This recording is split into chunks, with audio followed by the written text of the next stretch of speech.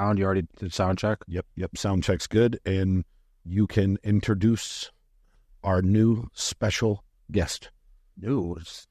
So we were just in the office and someone walked through our door. I just saw the Cutler Nutrition, thought I would pop in. Yeah, so the text, is that a Cutler Nutrition? I said, who's that fan at the door? And he looked massive.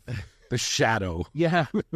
And I just said, you look massive, and you're like, I lost 25 pounds. What's up? I mean, dude, you don't ever look 25 pounds down. I appreciate it, but it also shows that if I would get on it and actually keep that weight on, what I really could do, huh? Where the hell are you missing 25 pounds? You're like bursting out of your shirt. I hope it's not off your legs, bro. No, luckily, did you have a belly or something? Luckily, my legs are okay. My body just wants to go back to being skinny. I started this, my first show, I was middleweight, so I was like 160. I remember seeing these pictures of you, It's like embarrassing. It's funny looking back, because if I was me now and I set a picture of myself to me, I'd be like, kid, don't do it, man. This isn't for you. You have a long way to go. Don't even do it. Well, I mean, listen, everyone thinks you didn't really have a choice, right? Because your dad's arguably the great, one of the, if not the greatest bodybuilder of all time. No pressure. He's in the conversation. Right? I mean, someone just said to me the other day about, like, they were talking about the genetics in bodybuilding, and they might have said that Senior was the most genetically gifted body ever. What do you think? I mean, I think Phil has to be, because yeah, you're right. Because it's just because look, if you dieted my dad down to the percentage that we compete at, he would look completely different. But he dieted on Coke and Coca-Cola. Yeah. Yeah.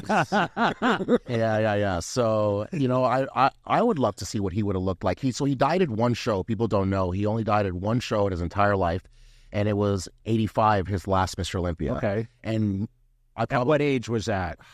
Was that when he held you on stage? No, that's the year 85. Okay, the year before. Yeah. So I think he did. I think my dad did what he did right. He did Twinkies and, no cardio. He's never been on a cardio machine in his entire life. And then I think after that hiatus that he took, he thought he could come back in the 80s. And it's Lee Haney. It's like a completely different game. And then I think when he got 8th, which is still amazing, I think he was like, okay, you know what? I have to do what's the new... He was what age at that point? Do you remember? He's got to be 50-something. Really? He lied so many times on his birth certificate to get his citizenship that me and my mom have no idea how old he was. But he was at least 50.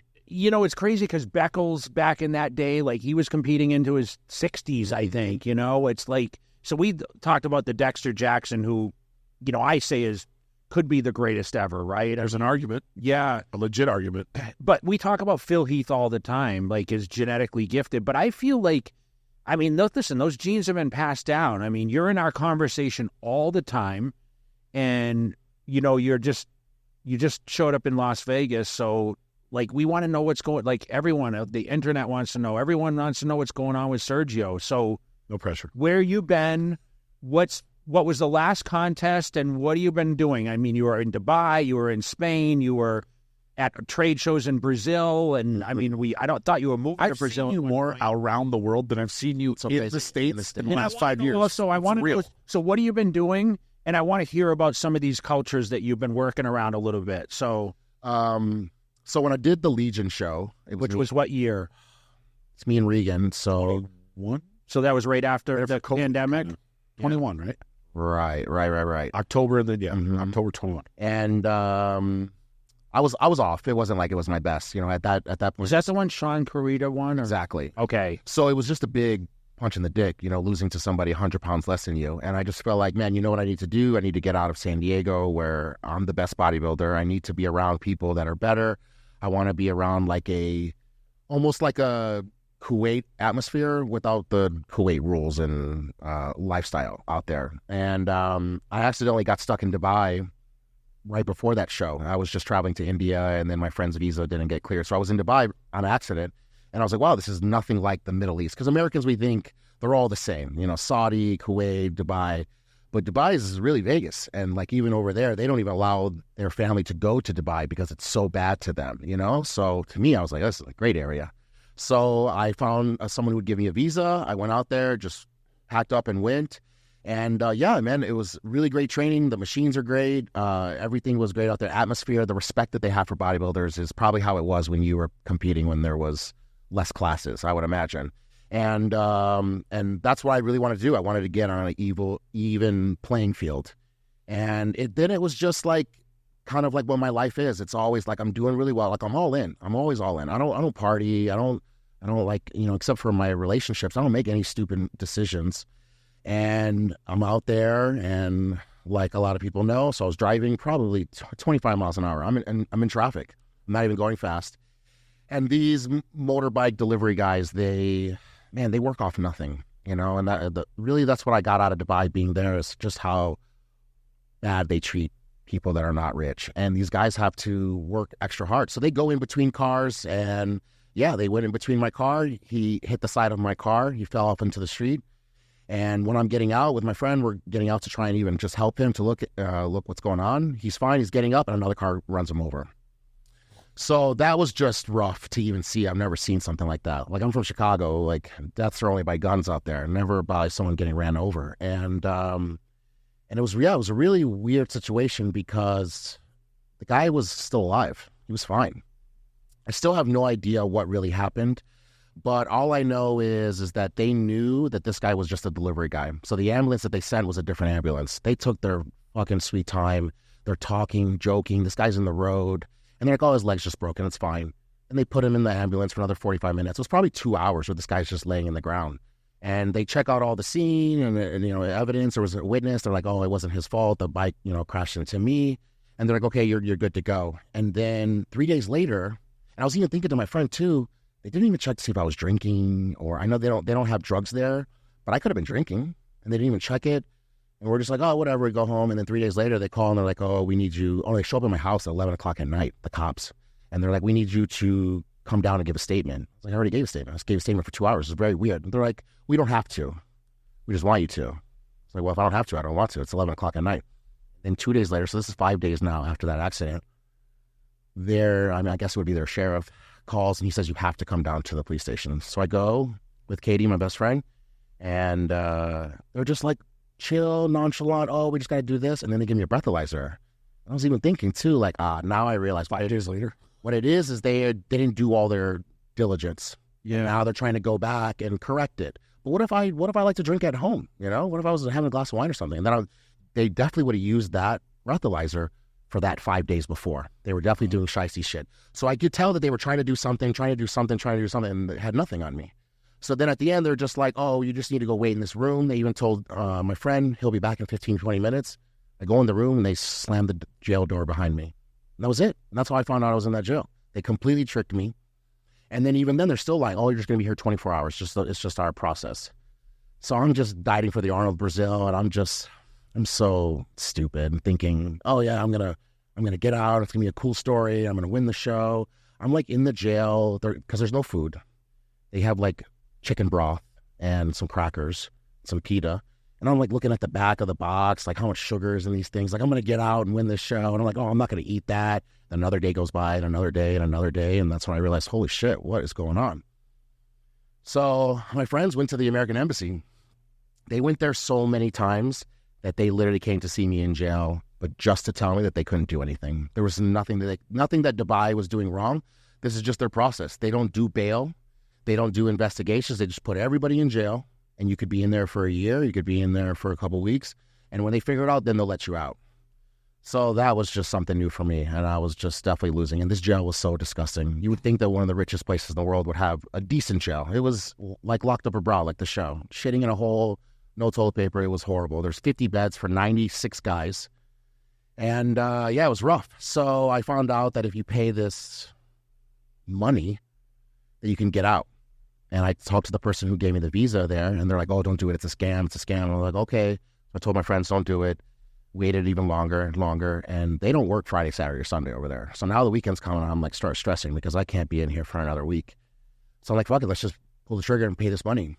And this is why I don't trust this place anymore. Look, if this is your rules and you go through things, that's how it is in different countries. My friends drove to a car, got in the car, gave them cash. By the time they drove to the police station, I was out. I still have no idea where that money went to. No one knows. Even the police were asking me. Because first I'm like, oh, they're so corrupt. The prosecutors, this is fucked up.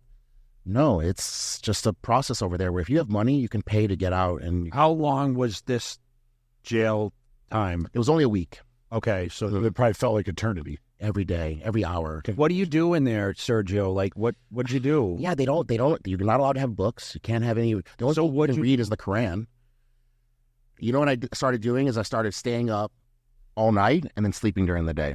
And then that was kind of making it a little bit better, where I just was at night. I was up by myself. There was a few people that would stay up. And I honestly just did nothing. There was nothing. Did you talk to some other people in there? Yeah, luckily, you know. Any fans? That's the thing, is that over there they love bodybuilding. It's almost. So they knew who you were? Yeah. So it was really cool. They definitely treated me good. And that's what I was saying, is that, like, look, when I was there, I didn't have a lawyer. I didn't have bail. I didn't have even a time frame when I was going to get out. But I don't have to worry about getting shanked and raped. So, I mean, if you got locked up in Chicago, Cook County, which I've been locked up for fighting before, it was way worse. So there was no stress. It was just kind of like, what is going on? So We're you in danger. Yeah. So that turned you away from Dubai. I mean, but to go back, like, where were you training at Beano's, or what gyms are there? Like that you said, okay, the gyms are great, the machines are great. Where were you training? Well, first I was at Beano's, like everybody. Okay, you go there. We only went there when it was Before it was open. Yeah, before it was open. He actually let me train there. It didn't even. I think the dumbbells. It was only that first room and upstairs, that second room. Is it that pretty? wasn't there He's yet. been there, but tell me about Beano's gym. Like, So yeah, he ended up buying like the two businesses next to him. So there's like 3 sections now. It's huge. Humongous. And but then I started doing, which is what every real lifter does there, is that you then go to the Olympia gym. The Olympia gym is in Sharjah, which is about 25 minutes away, but there's no women allowed, there's no music, but it has way better equipment, and the atmosphere is a little bit more serious, where Beano's is kind of like the Instagram spot. So if I was going there to try and meet someone, that would be the place to go. It was amazing. so there are women there. Yeah. Some of the most amazing human beings I've ever seen in my life. Who trained there when you were there? Like, what other known faces would we know? Like Andrew. Like Andre Dewey, was he there too? Or? Yeah, Andre was there. Yeah. I actually got really close with him. And anyone come over while you were there from the States, like at the time? Yeah, anytime they had an event, everybody was there. You know, Michael Horn was there. Everyone, Ulysses, all the top guys. But it would be for a couple days. Were you the biggest guy, or there's some big guys that don't even compete? Do they? Yeah, you know, that's the craziest thing, is that, I mean, Andrew is like a different human being for sure. But that's what I was saying is so crazy. I did Flex's podcast at the Olympia, and I was talking about how these guys are so great because they prep and they don't even know if they can do the show because they're not going to even get a visa. And then now, come full circle, I'm now on a travel ban, and I'm now having to prep and diet for the first time, not knowing when I can leave. It really messed me up mentally. I got really messed up. It was like... So for a short period, you went through what some of these guys go through. Like Ed Ruse right now from Iran, like he's unbelievable, you know, and he hasn't been able to come to the Olympic for 2 years. And like he can't go to some of the European, certain other places too. It's a process everywhere he goes. And he's even more incredible in real life. And it was so crazy. I was just talking about this, and now I'm in it, and I don't know how to deal with it. Because no American's ever done a prep, and you just couldn't make it to that date. You couldn't just get on a plane and go where you wanted. So it started turning into like, because trying to explain this to people that don't really compete, like you can do cardio or you can really do cardio. You know, you can train and you can diet or you really are on it, you know? And when you have that finish line, man, nothing. I've never cheated on my diet in my entire life. I don't just do the steps on cardio. I'm really doing it. And I started catching myself like, why am I doing this? Like, I don't even know. And that's what happened. I missed Arnold Brazil. Then I missed New York, you know, and I just kept thinking, oh, I'm going to do this one and do this one. So after the third show, I couldn't do anymore. I'm just like talking to Aceto, like, man, what are we going to do? And thank God Aceto is just like such a, more than a coach, a father figure to me. He was the first person I called when I got out of jail. I was just crying, and I just called him because I was just like, I was so relieved to get out, but I was just so mentally messed up that I don't feel safe in this place. And now they're not letting me leave. And he was able to, you know, get me to just, you know, stay focused and do another show and get ready for the next show. And then actually the worst thing, even with going to jail, the worst thing that happened to me when I was out there, someone stole my New York ring. And it's just something I'm never going to get over. It's gone forever. And that's where I was like, oh, I'm going to do New York, get another ring, you know, like, fuck these guys, they stole my shit. And no, I couldn't do it. So it was just like a bunch of things, one after another. And then when I paid this money. So the reason why they put me on a travel ban is actually a good thing. They have this thing because a lot of these guys come from India and Pakistan. They make no money. So they're sending all the money back home. So if they die, that family's dead. And I have no income coming in. So they have this thing called blood money, where whoever kills someone, even if it's an accident, you pay that family it's like $50,000 US, and then it's over. So since mine was not I didn't commit any crimes, I didn't do anything wrong. It's just your insurance has to pay, your car insurance, which I had. But it's the same as in the States. They're going to take forever to pay that. They're going to fight because they want the other guy who ran him over to pay. And that process was going to take so long, I was going to lose every one of my sponsors. So I started panicking, because they're already starting to be like, man, when are you going to compete? Like, the whole point was I went out there, took a year off so I can come back looking ridiculous. Now here I am with some other fucking reason why I can't do a show. So I just got the money and I paid it myself. And I'm done. So how long was this from the time you got out of jail until you were physically allowed to get on a plane and leave? Because I remember you got out, but you're like, I can't go anywhere. Mm-hmm. I guess it was like a month. Did they take your passport or something that wouldn't let you go? Exactly. And you were going to do the Brazil honor. Did you have a sponsor in Brazil? Is that why you were going to be there? Yeah, they're Brazilian. Black. Okay. Mm-hmm. So that's your supplement sponsor, right? Mm-hmm. So you talked about living conditions, though. When you walked in, you talked about like Dubai living. Like, did you have a nice place there? Because I always wonder, like, we go there to visit, and a lot of athletes end up going to Dubai. I mean, it's huge for like the UK guys, and they want to go and train there, right? Because it's more. They have no tax there. Yeah, I know there's a. So tell us a little bit about like living conditions. Is it like if you said, "Hey, you know what? I lived in like was your apartment great? Like traveling around, like when you drive around, is it that extraordinary? Because I'm only inside like the guts of the city. We go from the hotel to the gym to the expo. And we had drivers and everything else. So what is it like driving there, living there, going to the grocery store? Like, what is it like? They're the worst drivers in the world. Absolutely. It is the most insane India driving. But it's weird, in India, there's no lanes or in a mess. But they're all in unison. But you notice how many accidents you see? Yeah. They got the tuk-tuks going in between. So there's a lot of accidents in Dubai. You'll see the whole family on the moped. Mm-hmm. And they're just crazy aggressive. There's a big difference where it's just a mess in India, but the locals in Dubai, they drive like it's their road, and you need to move out of the way. And I'm from Chicago. It's one of the most insane driving there is. So for me to be there and I'm overwhelmed, I just can't imagine people from the States going there and not having a driver. So that was the worst part. You're getting ran off the road, and sometimes it's by the cops. I remember one time I was driving, taking my girl for her birthday. We're just trying to go to this like spa thing. We're just in a good mood. And this guy's like speeding up like he's going to hit us. Like, man, I'm fine. I'll pull over. You go. Now he's like, I guess I didn't pull over fast enough. He's trying to like run us off the road. And then after he passes us, because I just slammed on my brakes to let him go, he's flashing his badge that he's a police officer. That's why I told her, we got to get the fuck out of here. Because if the police are doing this, then, and I'm like non-aggressive. I'm trying to just be in this country, especially after I got locked up. Look, I smoke, and I was smoking out there. And I'm hard to do though, right? Yeah, it's very illegal. They put a guy in jail for 10 years for CBD. And I'm just kind of going through like, whatever. But once I got locked up, I was so paranoid to smoke. I was so scared to do everything. So you said about a month after you got cleared. Did you get right out of there? Yeah, right away, which now looking back, I shouldn't have. And that's what messed me up, is that I should have got the clearance that I can leave, but then now tell Aceto, okay, now let's really get on it. I just was so like, you know what? It was meant to be that I'm going to go back to California and do the Cal Pro. That's the story. I just keep thinking I'm the main character in my movie, and this is some kind of cool story. You're thinking of the positive things from it. I really was trying to be. It's good. Because I've been very pessimistic my whole life. I'm always the guy, and you get on me all the time, and I'll be like, oh, this sucks, whatever it is, I don't look good.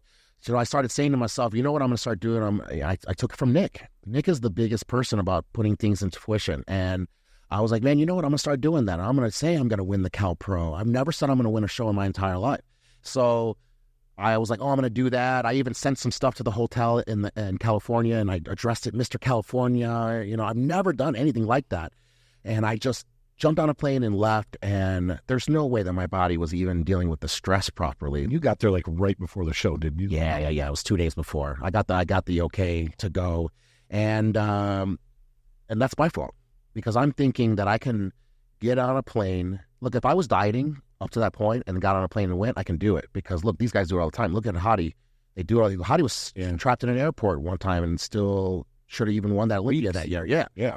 So, and I'm using these examples of these people that, you know what, if they can do it, I can do it. But I wasn't thinking about cortisol and the trauma my body was under. And I should have just maybe even just did the Chicago, which was just a couple weeks later. But I was so in a rush, and I didn't want to lose these sponsors, and I knew that I had to go to Italy for Panada, and I had all these things lined up. So I was like, you know what, I'm just going to get out of here and go. And it's the worst I've ever looked. So in retrospect, you said you wish you would have stayed a little bit longer. What was the reason for that? Or I should have just left and then not did a show. No matter what, I shouldn't have got the okay to compete, get on a plane, and jump on stage and think that in 2023, in today's day, that you can beat guys with that kind of... I looked like shit. It was horrible. It's the worst I've ever looked in my entire life. And what'd you finish in the show? Third. But see, like, all my placings tell me, you know, people, it just shows the expectations people have for me, because they're like, oh, you know, you suck, or you're not doing this. I've only placed top 3 in every show I've ever done, except the Arnold.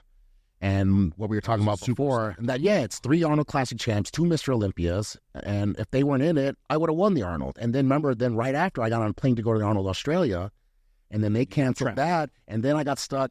You know, so it's easy to sit back on your phone and not really paying attention to my life and be like, oh, there's always something with this guy. But is it always something, or is it, man, this guy doesn't quit, you know? Like, no matter what it is. Well, you're pretty vocal about situational things too, right? I wish when I was growing up, because there wasn't really social media much with you guys, you know, and I wish that you would have talked about your breakups, things that are not chicken and rice and cardio and bodybuilding stuff, because that's the hardest part of bodybuilding is balancing your personal life and then still doing it. It's irrelevant, though, in a lot of people's eyes. Like, people don't like people talking about, like, when I went through my divorce, I didn't want to broadcast it. You know, I remember when the media channels were trying to pick it up, and it's like, come on, guys, like, you're talking about a 24-year relationship, right? You know, and it affected me. Dude, listen, my dog died. I tore my bicep. I lost my muscle tech deal. I mean, I was offered less money, and I got divorced all in like a 3-month span, you know? So it's like, wow.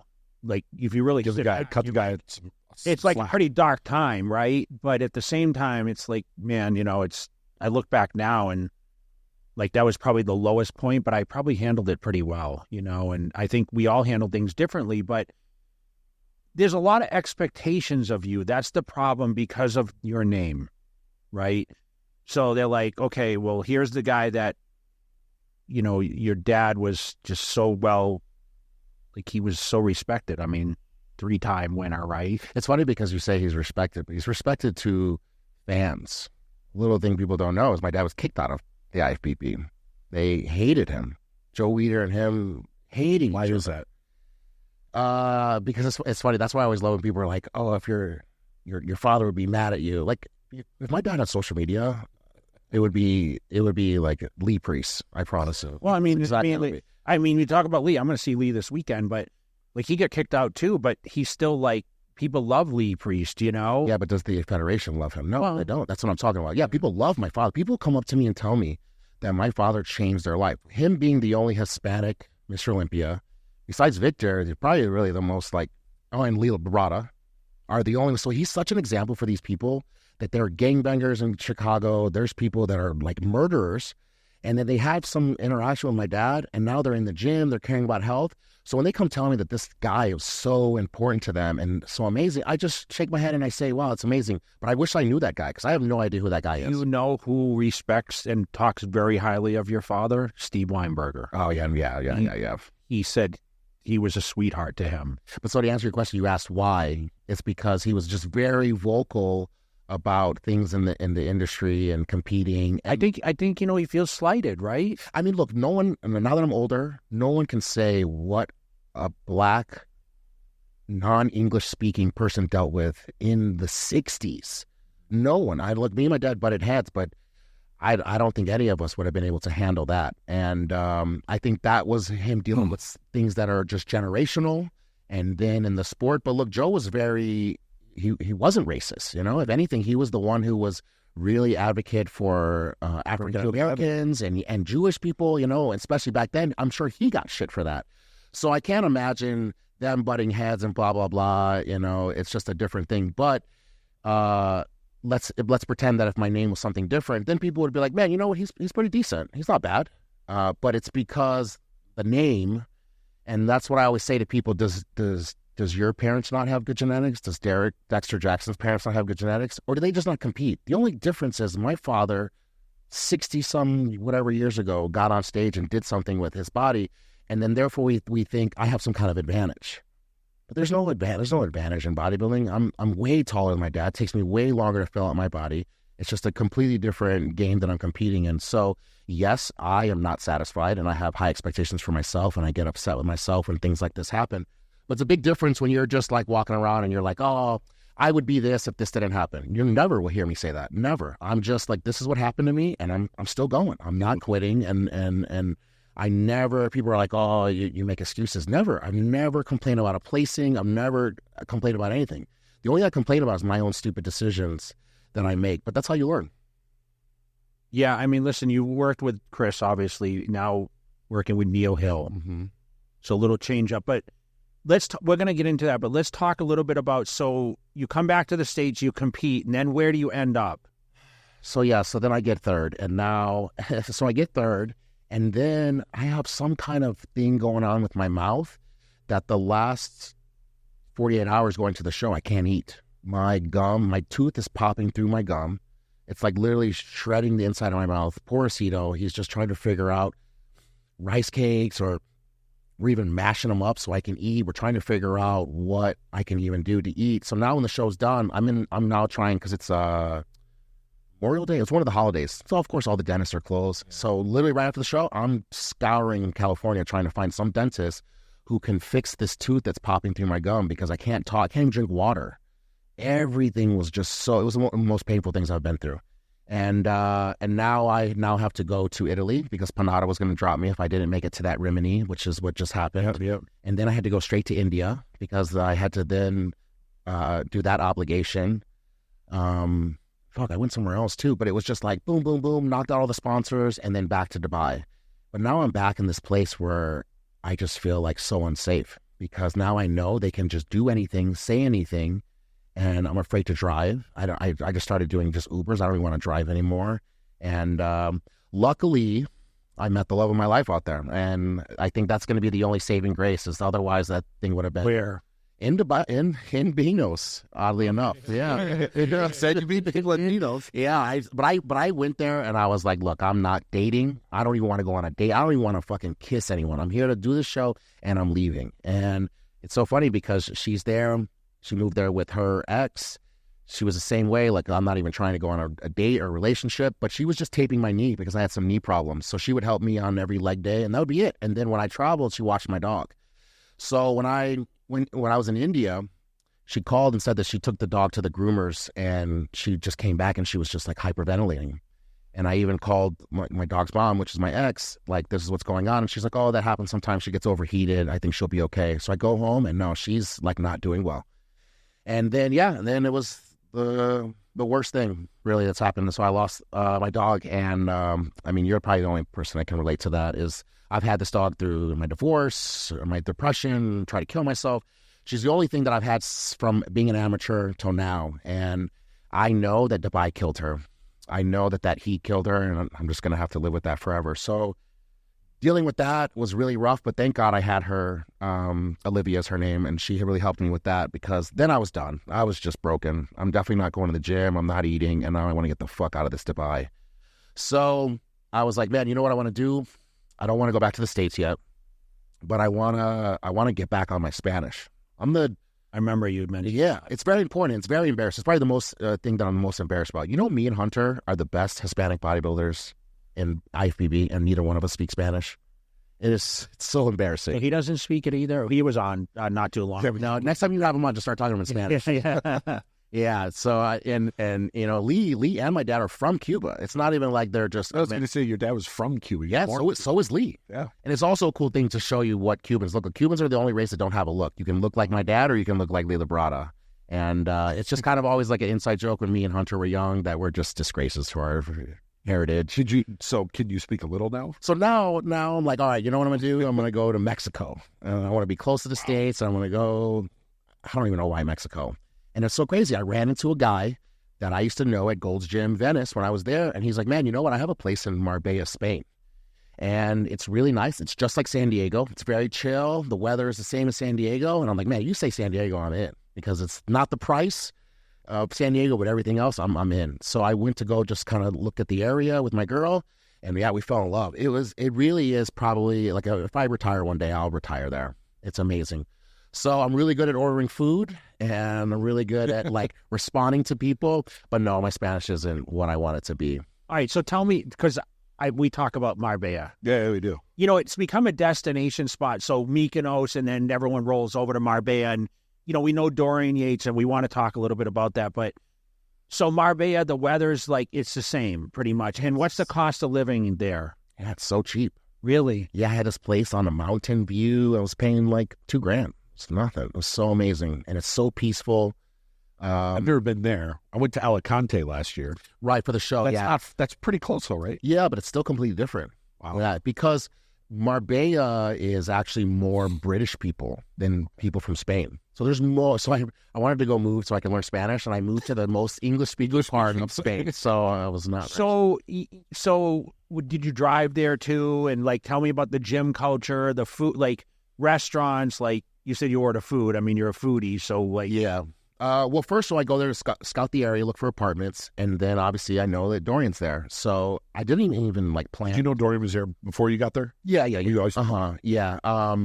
Because of my ties with Cormier, I kind of like also have been knowing Dorian. You know, like we didn't like spend a lot of time together, but I got that in because of Cormier. And they were best friends. So when I saw him, it wasn't like the first time I saw him. It wasn't like it was our first conversation. So we just kind of sat down.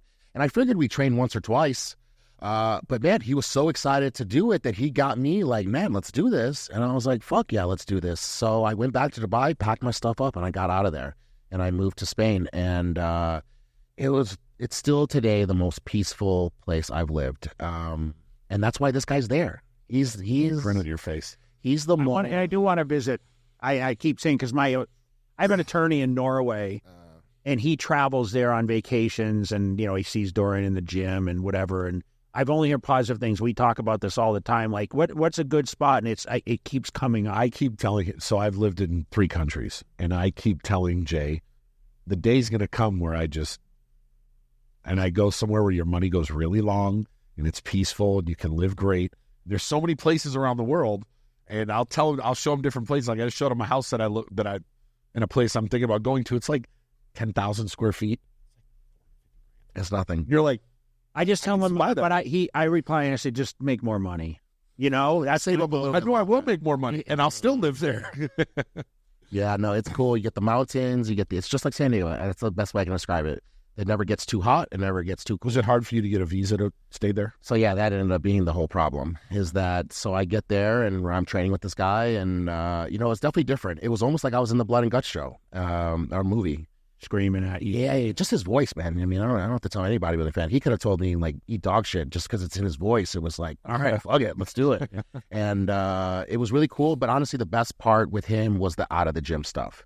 Obviously, I grew up with a Mr. Olympia. And I've talked about with you before, is that my biggest goal is to get into the sport and then get out and not be upset that I don't look a certain way anymore. And I just watched my dad just deal with so many things that I guess is normal. You're the most good-looking physique in the world, and now you're older, and you're starting to deal with things. You're less important. The last talk that me and my dad had, he was so mad where his booth was at the Olympia because it wasn't by yours and Ronnie's.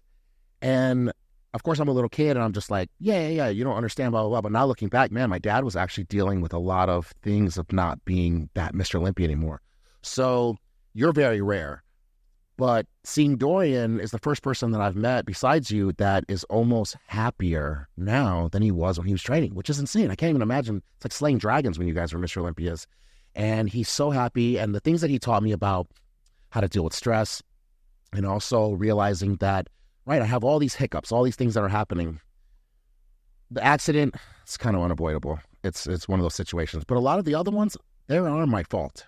You know, we can be in a relationship and then you have some bad spouse have something happen, but you had plenty of red flags that you could have got out before, and you chose to try and make it work. And so instead of, you know, like, oh, why is this happening to me? Blah, blah, blah. It's figuring out what am I doing and try and change that. And now, no matter what, even if I never do a show ever again, I feel like a completely different person because I was able to spend that time with him outside of the gym. We trained 3 or 4 times a week when he wasn't traveling. But every time we were done, we would go eat together. And that honestly was my favorite part of being with him. And so now I'm starting to realize, fuck, I need to get this visa. And I got a lawyer and I talked to him and he said that it has nothing to do with me. It has nothing to do with being an American.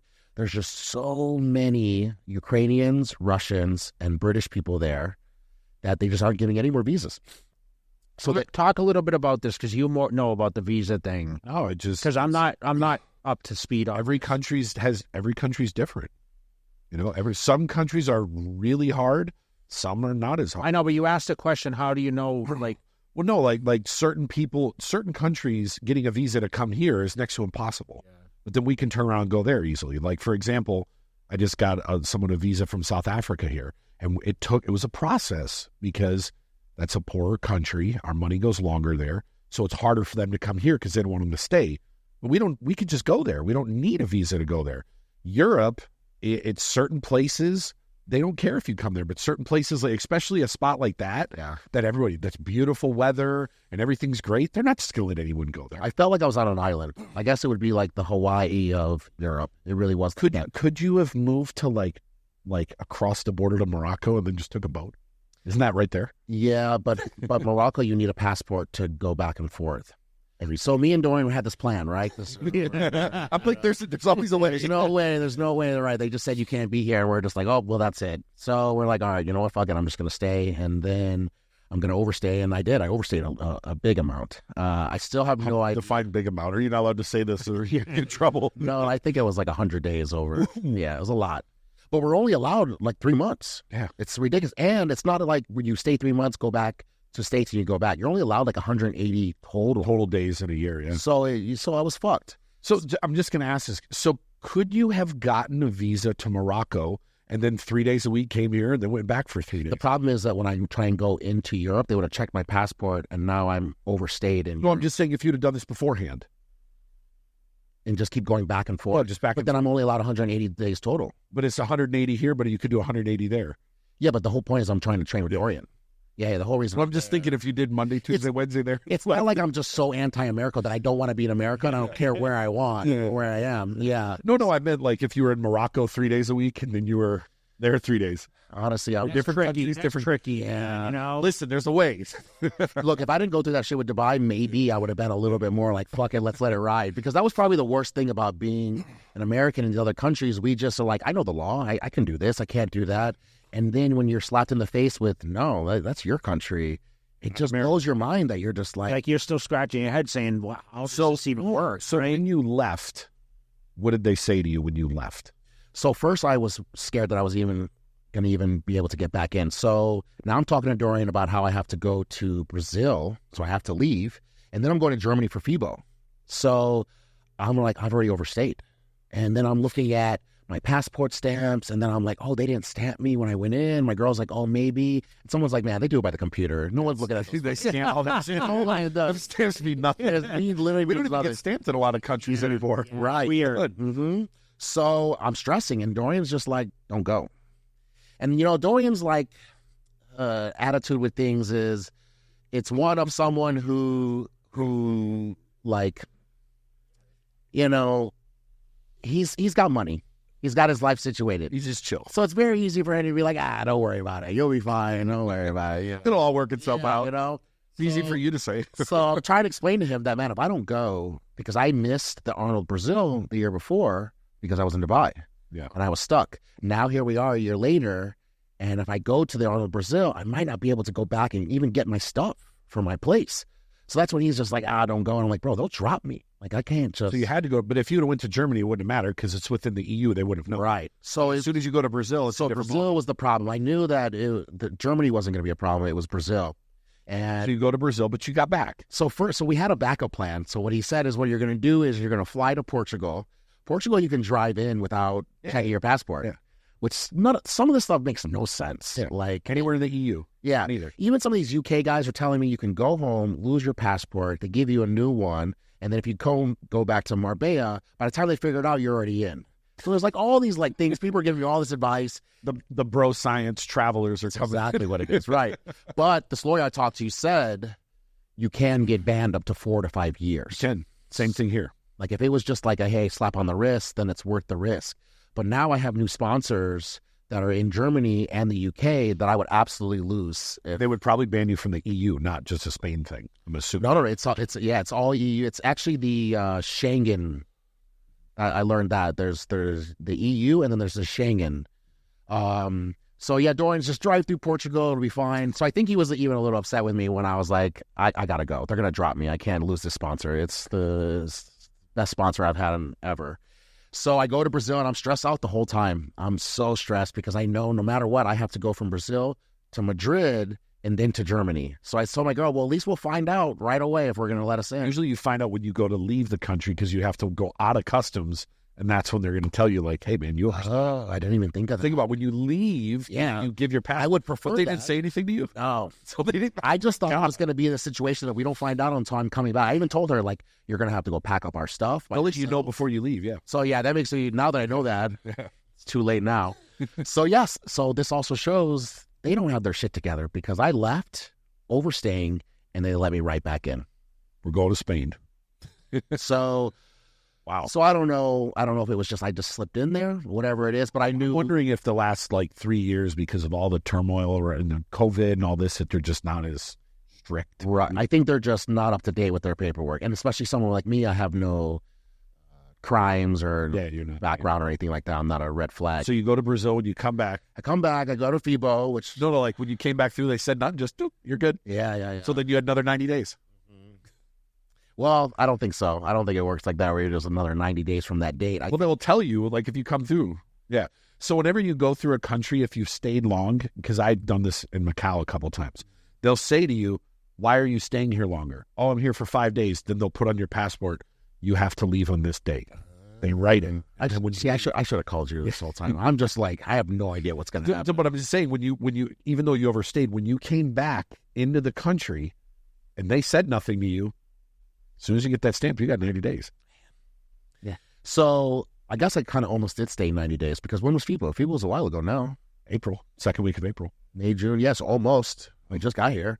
So it just started turning into, I'm not going to do another fucking prep with this something holding over my head. That's what you had said. This Dubai, yeah, that freaked me out. I've never done this before. I could just prep and I go to the show and I come back, just like any American.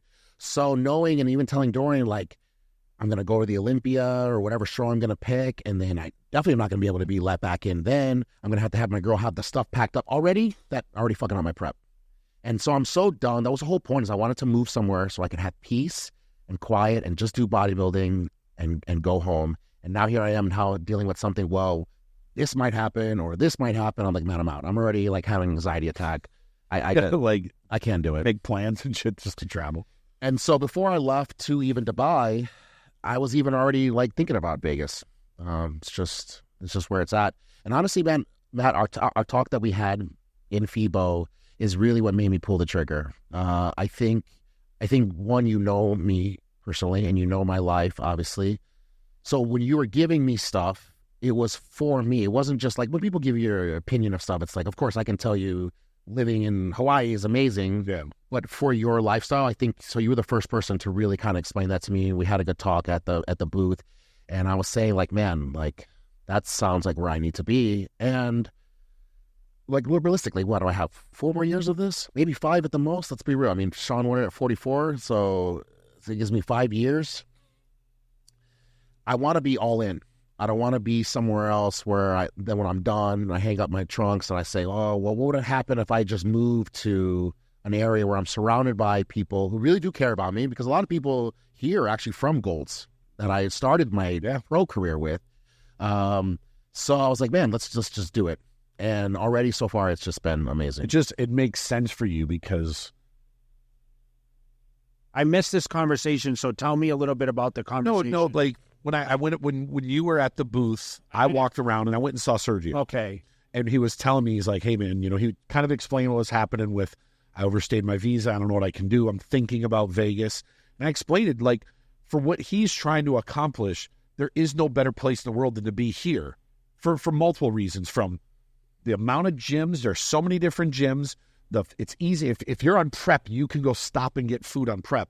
But there's other people around in this area that are chasing what you are that can motivate. But the other thing is, you have access, just like you had access to Dorian, even if it's a conversation, you have access to him. You have access to Flex Lewis. You have access to, there's 13 Olympia winners in one. Now your city. coach is here too, yeah. And your new coach is here. So it makes sense for you to be here. You can be surrounded by people who want you to succeed. And if you're in Dubai, they might not want you to succeed. Or if you're in Spain, I'm sure Dorian wanted you to succeed, but there isn't other people around where here it just makes sense. I had the same conversation with Regan when he was after he placed whatever at the Olympia 2 years ago, and it was the first time ever, and anyone who knows the people I manage, I don't tell them what to do. And he didn't do well in the show, and I said, you're coming back to Vegas with us. We booked his flight. There was one seat open on the plane. It just happened to be the seat next to me. And we flew him back, and he's been here ever since. But it makes a difference. You mentioned even like Andy, you trained with him in Chicago. He's here every day. But what's nice is, like, I have my style. Flex has his style. You've got even Ty is here. Yeah, it goes on and on, right? There's a million people that you can pick your brain, and like we talk about levels, but dude, everyone has something to give. Like, you can say Andy was the best training partner I ever had, better than all the pros, right? And you trained at the gym in San Diego, which, dude, I love going to that place. You went to Gold's Gym. You lived with Tom Platz, Right? Mr. Intensity, right? I mean, you trained with him, right? I mean, dude, he's traveling around doing seminars all over the planet right now. He's booking events. And so, I mean, like, you have the experience, so if you want greatness, you surround yourself by the greatness, That's how you achieve it, right? Yeah, and I feel like, man, I know what to do. I just need to be consistent with no... You need no chaos. Yeah, right. Yeah. And you think that this is when your journey is now in place to level up? I didn't even think about this until you mentioned it, but I always remembered Andy would be like, yeah, some of my best training was with Sergio back at Gold's. Right. This is a long time ago, and it's like, wow, man, get the band back together. All right, I called him. Yeah, I told him we got to do this. And look, I see him all the time at talk to Fit him Club. almost every day. I see him at Fit Club on a regular basis, and he pushes people. Yeah, no, and he's good. And he gives a shit too. Right, exactly. You can see how he trains. Yeah, you can see how he even just trains his just regular clients. They're not even competing. Sergio, what is the best moment if you had, like, I have certain times of my life where I reflect back now. Of course, I'm a different person, right? I retired, and it's like that person's gone. And I always say, like, the come up was my best time. Like, you've known me winning Olympias and whatever. I mean, we've known each other for a long time, like way back. But I always say, like, when I moved to California in 99 and I landed second at my first Olympia in 2001, I would say that was the time where my body clicked. My life was very in ease because I was starting to make money. I wasn't crazy booked with guest appearances. I started the mail order. I was situated. I was married at the time, so it was like there was no chaos with dating and whatever else. So I look at that as like the peaceful time. Is there a moment of your career so far where you feel like you are locked in to be your best? I mean, talk about your victories. Like, is it when you won nationals, or like, is there a certain moment? Like, would you say this is a time, or you feel like you haven't even reached that point yet? Yeah, I honestly don't feel like I reached it, because even all the highlights of my life, it would be like there was chaos. Training with Sean, right? Training with Sean, I was training with like Sean some days and then Dexter on some other days. Like, who gets to do that, And even when you won New York, I remember there was like, that's what I'm saying, right? You spent your last penny to get there. You were stressed out. I remember all that. Exactly. So even the highlight of my career in bodybuilding, I had to buy a one-way ticket and I had no money and I didn't even know how I was going to get back. So I don't even know how I did that show with that amount of stress. I think it was because it was my first show And there was no like stress of failure. I was going into the show, like I said, I never said I'm going to win a show. I just kind of go in like I want to do the best I can. So even going in that show, I'm just like, man, at this point, let me just get this show over with. I don't even know how I'm going to pay my bills. I have no sponsors. So even after I won that show, I remember having this like, I was very happy, but I'm having this breakdown at the hotel as soon as after I got off stage, because it was just finally my body like, you did it, you know? So even then, it was like horrible. It was so stressful. Who buys I made a joke that I was going to do like because during that time, Kai was doing that stuff in the subway, you know, with the mask and stuff. Yeah. I was like, man, I'm going to have to put that mask on to earn money to make my way back to California, because I have no idea how I'm going to pay for this plane ticket back.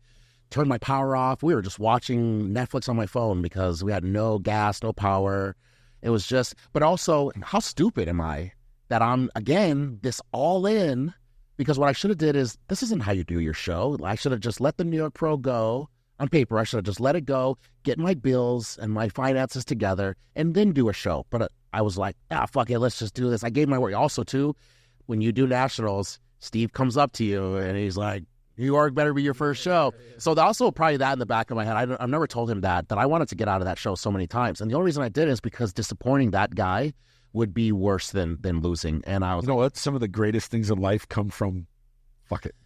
Yeah, and you know, I remember Victor called me. He's like, "Hey, can we send Sergio some shorts and stuff? Because he's down and out right now." So we sent a bunch of clothes from here. I love those clothes, man. It was like the shorts. I had like the head logo on the shorts and the color athletic shorts, and I'm like, "Really? Is that bad?" And he's like, "Yeah, man. You know, he's going through a tough time right now." So we sent some stuff out, and like, so crazy. So we talk about those moments, but like, people think that when I was on top and like winning, those were the best years for me. But the come up and the struggle, like I reflect back and I'm like, man, those meant the most to me those times, which is crazy. You know, you probably wouldn't even expect that, right? Yeah, maybe when I'm done, maybe I'll look back and think that even with the financial struggles and all that was going on, relationship problems, maybe no matter what, I had no injuries then. So that feels good. I got injuries now. So you're right. Maybe it's going to be one of those things that you don't even get to appreciate until you're done. But yeah, looking back, I don't even have one of those where I'm just like, man, everything's clicking, because my body could be clicking, but then I have no real solid relationship, you know, or then I would even have a good relationship, but now I'm having issues with sponsors or whatever it is. So yeah, there's never, I guess that's how life is, right? It's never going to be like, oh, everything's fine. And I don't expect that. But I think, honestly, now is going to be that time. Are you relatively smooth at this point? I know that I'm way better because how I'm dealing with problems now. So even just the stuff with the visa, I was never stressed. And that would have stressed me out. That would have been a big issue. Having to tell Dorian that I was going to leave, that would have just stressed me out, where I probably would have just like stayed and fucked up my whole... If you ever have any visa, anything, please just call me. Well, now I know. I don't know what I was thinking. You've had my phone number for a decade. Yeah. You know, I'm the worst, though. The same thing with him, too. It's like, I'll never want to, like, message for something. I know, but I would text you and be like, hey, man, I know you do. I know you know. I know. And who does that? Yeah. Who does like, that? dude, we were talking about you the other day. Like, we haven't, you know. Who gets that? We've brought your name up probably about every fifth podcast. Your name comes up because someone will be like, who are we not missing about? I'll be like, Sergio. Yeah. Yeah. No, I said it on another interview that I would probably be the biggest. I think Lionel Bayecki is the biggest letdown in bodybuilding in my generation. But if I don't now do something, I think I'll be the biggest letdown ever. Not because of my dad and my genetics, but I don't exist when you were competing. I don't exist when someone won 8 times or 7 times. Like, there's no one now just going to ask you, knocking out a decade. So what's your thoughts on the scope of, like, the landscape? I'm going to put you on spot because, you know, sometimes you're a little abrasive and people take it the wrong way, but we need you to be Sergio. We're trying to get a reel. Yeah. So this scope of bodybuilding you're seeing, I remember you were in Orlando to see the Olympia. You like, does it kill you every time not getting up there because you feel like there's a lot of guys? I'm not going to ask you who you can beat, but you can stand with anyone at this point. Is it frustrating for you? Yeah, for sure, because right now you see any like 8-timers, 6-timers. There's no way. It's never going to happen. It's never going to happen. And 2, right now, every time I say this, people get so upset. It's the year of the short guys. So if you're just with any decent height whatsoever, and you can just nail your condition, come in with some size, some fullness, you should beat them 10 out of 10 times. I mean, we know that because we're watching Samson every day, every year. We're like, if he just is whatever, he wins hands down. So I know I have that Phil skin where I can get shredded glutes, I can get in shape. And if I just was up there with my height, I know that it would just be something different. I don't think that I'm better than anyone, but people don't understand bodybuilding. You can have all 5 guys the same height, and if you just have one guy who's just maybe a little bit taller, he just stands out. So now if he's on it, you change the whole dynamic. We saw it with the Arnold. You know, you have... It's all about matchups. Yeah, you have Hottie, and then there was someone else short. But by Samson just being in there, it completely changes the whole thing, where if maybe it was like 3 short guys... Yeah, Brandeo was third. Right. And then De La Rosa. He did great for that thing. Yeah. Yeah, man, me and John have similar... We have similar lives. That's why I think we've always connected, even since that New York show where people wanted to kind of pin us against each other. But we both did that show. It was so close, came down to the end.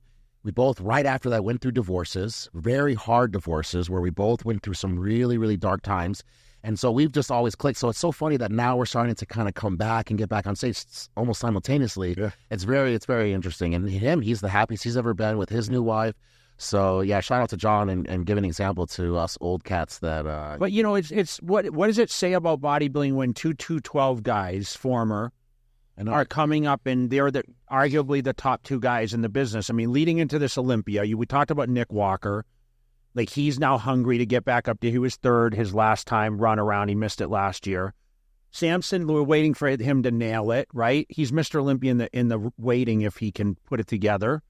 You hear him going to Kuwait to train and, you know, obviously changing coaches. And no matter what he's trying, no matter what, he's not going to do the same thing over and over again. If people want to attack that, whatever, they don't understand. But when someone's trying to do something different, it obviously shows that they're not okay with just doing the same thing over and over. Because, look, he's collecting probably the same price Derek won in Olympia as he is in guest posing. So it's not like he's losing money.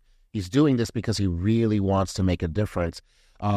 I think the reason too I get a lot of shit is that I'm like an old school guy. I feel like I have like old blood in me, but I'm competing with these guys today. So I have the old guys who are mad at me that I'm not looking like my dad, and then I call them out when they talk shit about the sport. And then whenever these new kids that have only been following the sport since Nick Walker want to talk shit about the old guys, I'm the one getting mad at them. So I'm kind of always in the middle. And I was just going to answer your question. I was just going off on Lee Haney the other day with his post that he made about how all the guys look like Frankenstein.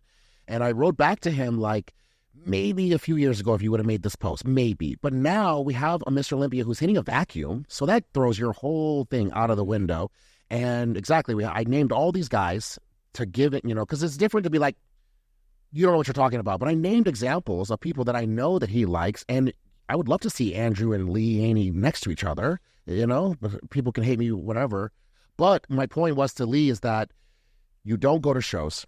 These guys don't go to shows anymore. And I know because I saw my dad never go to one show unless they paid him to pass out a trophy. And then you watch who wins these shows and you go, oh, I'm going to generalize the whole sport.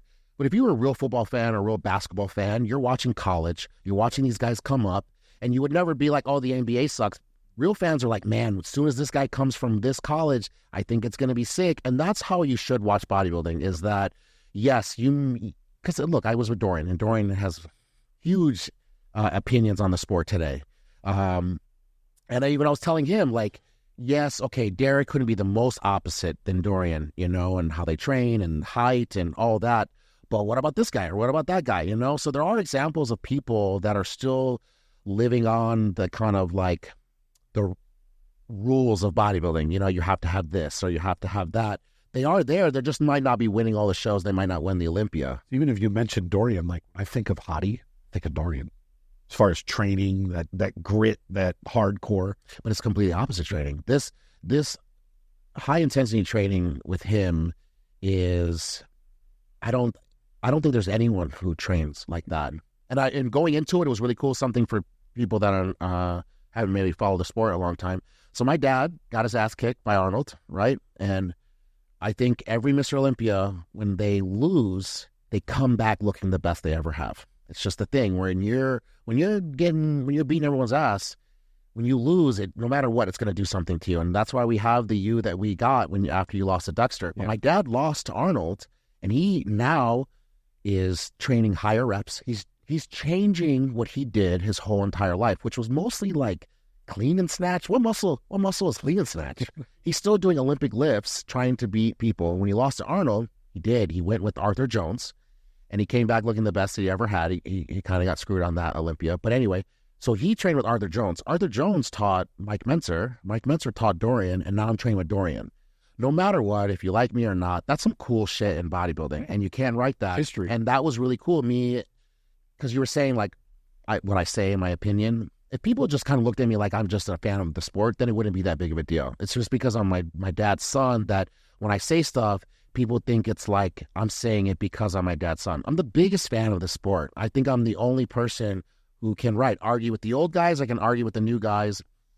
So that's just how I am. And I think the sport is winnable now. And that's what I'm saying. Like, if I exist now, there's no you, no Ronnie, no Phil, and I don't win. And I don't have any, like, obviously you compare me to my dad. Yes, I have problems all over my body. But if you don't compare me to my dad, I don't have any, like, besides high lats, anything that's stopping me. Some guys just have some genetic things with their body. It doesn't matter how good they are. They're just, it's not pretty. I don't have any of those. So that's why it just kills me that I want to get on it and I want to train. But I'm also trying to figure out what type of training is best for me because I've trained. You got some options in Vegas, but I've also trained with everyone. I think you're the only person I haven't trained with, actually. So he trains like a girl now. But even just in general, I now exactly had Tom Platza with me, trained with Cormier, and now go with Dorian. Like, look, I learned something from Dorian I'm going to do, but I'm not going to do all those workouts all the time. Like we were talking about before we had the camera on. I've trained high volume my whole life. I do pyramid training. If I would have started maybe with Dorian's training, then maybe my body would have been able to do that. But I can't do pyramid high volume I've been a pro 10 years now. And then I'm going to do one set. You can do a little, he'll let you do a little warm up. You do one set, like let's say it's... Give me an example. Let's say it's that you did, right? That you actually went through. Give me incline press, right? So you start with. I had to argue with him to let me start with 135 because he wants to just start with 2 plates. So I would do 135, and then the next one is 3 or 4 plates. That's it, and you just do it as many times as you can, and then when you can't, he does force reps, and then when you're done, go to the next thing. Dexter's yelled at me before several times because I trained like 2 hours. I trained very long. But we were training 45 minutes, sometimes less. It was just... What was your nervous system like? Yeah, it was so... My joints were just so battered. Your nervous system is... And because you want to do so good for him, because it's him, you are going past failure and you are doing things you never did. But it doesn't mean that I'm necessarily training that muscle, all those extra reps. I could have been training a bunch of other muscles. Yeah, because you're just getting it done. Yeah, right? ACL. Yeah. I'm getting it done. But there's never going to be a time that Dorian was going to say, this guy was a bitch. He didn't do what I said he was going to do. I wanted to make sure that this guy did not waste his time because he's never trained any pro. He trained that Zach Khan for a little bit. Titus, I think, worked with him a little bit. Not personally. Oh, I didn't know. Not like... And Cormier trained with him for a short time. Yeah, short period. He literally went there for like a week. But he was injured or something when he was there or something. It was like literally like a week or something. Yeah. It was a short period of time. I think he went back and forth, but that's Cormier's biggest regret. He'll tell you is that he wished that he would have just... He invited him a lot and he didn't go. But it's not fun. It's not California. It's not party life. He was in the dungeon in Birmingham like a... You know. If he was at Marabella, maybe he would have Spain. And look, that gym that he's at, that gym sucks. That M13 gym sucks. Where? In Marbella. Oh, okay. Yeah. But the story is with that gym is that he was going to do his own gym, and then I think he had some issues with the business partner, so he ended up not doing it. But by that point, he'd already picked machines in the gym. So he has the Nautilus pullover. The stuff he likes. Right. Got one of those at Fit Club. Oh, the real one with the bike chain? Yeah. Oh, shit. I got like 5 chains. Yeah, they picked They up got some hammers. They got all the chain leg, the ones they had at Gold. They have all those ones. Yeah. The chain leg Yeah, extension. I really like curl. that one. Yeah, they have it. Yeah. They got 5 of them with the chain. You might have to leave here and just go over there just to see what's going on. Yeah. But yeah, the gym sucks. Nobody goes there unless they know that they're going to see him, you know. And honestly, what does he use? He uses bent over barbell row. Everything's free weights. Everything is free weights. So he doesn't need much. But the actual gym itself, when I wasn't training with him, I actually went to this other gym called Oxygen. It's like not the Oxygen, not same Oxygen. It's so funny because I ran into Bader at FIBO and he was talking about it. I didn't even know he was there. Did you see him? Yeah, he was sneaky. He was around with Rolly. Okay. And I was even telling him that I train on Oxygen, but it's not. He was like, everybody wants to steal the Oxygen. But otherwise, either way, my point is that I had to go to that gym. It was nice. It was like, I can't even compare it to anything here. But I couldn't even train there without Dorian because the gym sucked so bad that there was just nothing. And either way, my point is that training with him, it was only good with him. Like I wouldn't like there's like, so you're not going to roll into LVAC tomorrow and start doing high intensity training. Too old, comfortable, right? Too old for it. Maybe if I was a little bit younger, but I didn't get much of a pump. You know, it was so short. I was getting sore and I was learning a lot. There was definitely a lot of I got from it. But right now that I'm not with him, it's also hard to duplicate, things without him. Did you think you improved though, Sergio? Like, would you say looking at your physique in the mirror, because that's how we judge. It doesn't go, I mean, you might tell me you're 25 pounds. You don't see it on you. I mean, you walk you belly for the door. So did you improve? Like, if you said, okay, you have high lats, how do you fix that? You can't fix it. The only thing that with Dorian is that he also has a life. He's also booming in business now, and probably more than ever. So we would train for a week or two, and then he'd be gone for a month. And then we train for whenever, and then he's gone. Ran into him like 2 or 3. We ran into him at the airport. We're in Sweden together, yeah. Yeah, we ran into him all over. He's traveling all the time, and his wife's from Brazil, so they go there all the time, even just to not do anything. He probably like just pick up some seminars and stuff when he was there. But the main point is that he was going to relax. So there was never really like a full-on consistent. And then I got injured.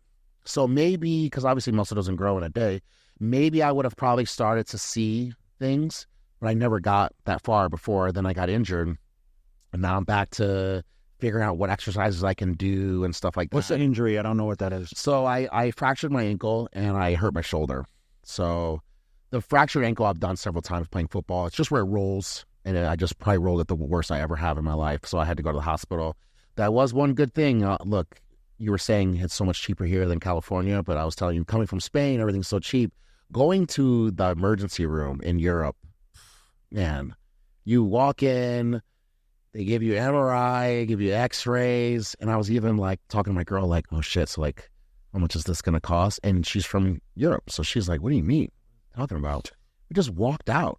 I just got MRIs and like I got like 3 different x-rays and just walked out. Zero. I paid $0.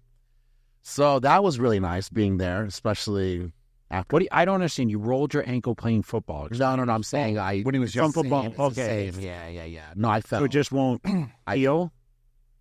Well, I fell and I fractured it pretty bad. Okay. But my point is that I knew that would heal because I've done it similar before. Okay. The shoulder I'm still dealing with.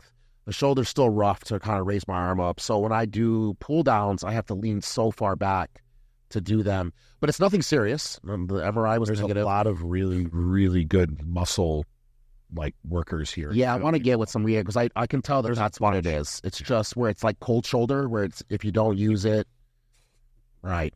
So it sucked because once I found out that I was going to leave Spain, if I wasn't injured, I would have like, man, let's go double time with Dorian before I leave. But I couldn't even train with him. So the last time I trained with him was even a long time ago. And then he was traveling. So you're in Vegas now.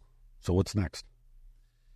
Right. So look, the thought of not doing the Olympia again gives me such pain I can't even describe.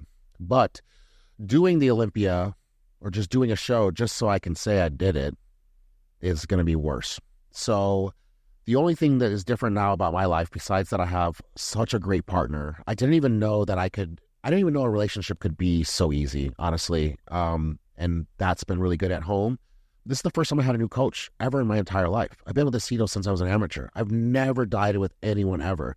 And even if Neil's not better, it's going to be different. No matter here too, and he can see you in person. Aceto probably treated me like such a son that I was sending him pictures like every 4 hours, and he would fly, sleep on my. I've never done a show without him. I've never done a show where he's not on my couch. Yeah, he's just the best. He's the king of couches, by the way. He almost prefers. He just sleeps on it. He loves couches. So crazy, so crazy. Yeah, sometimes I would, because I never would book a room that didn't have him. If you choose a bed or a couch, he'd choose a couch. He chooses the couch. I don't know why I'm thinking this right now. I booked a room for Aceto when Regan did a show. He did Tampa Pro, and I switched him to a room with a kitchen. And all I know is there was 3 bunks in there. He got in there, and Aceto did this whole video.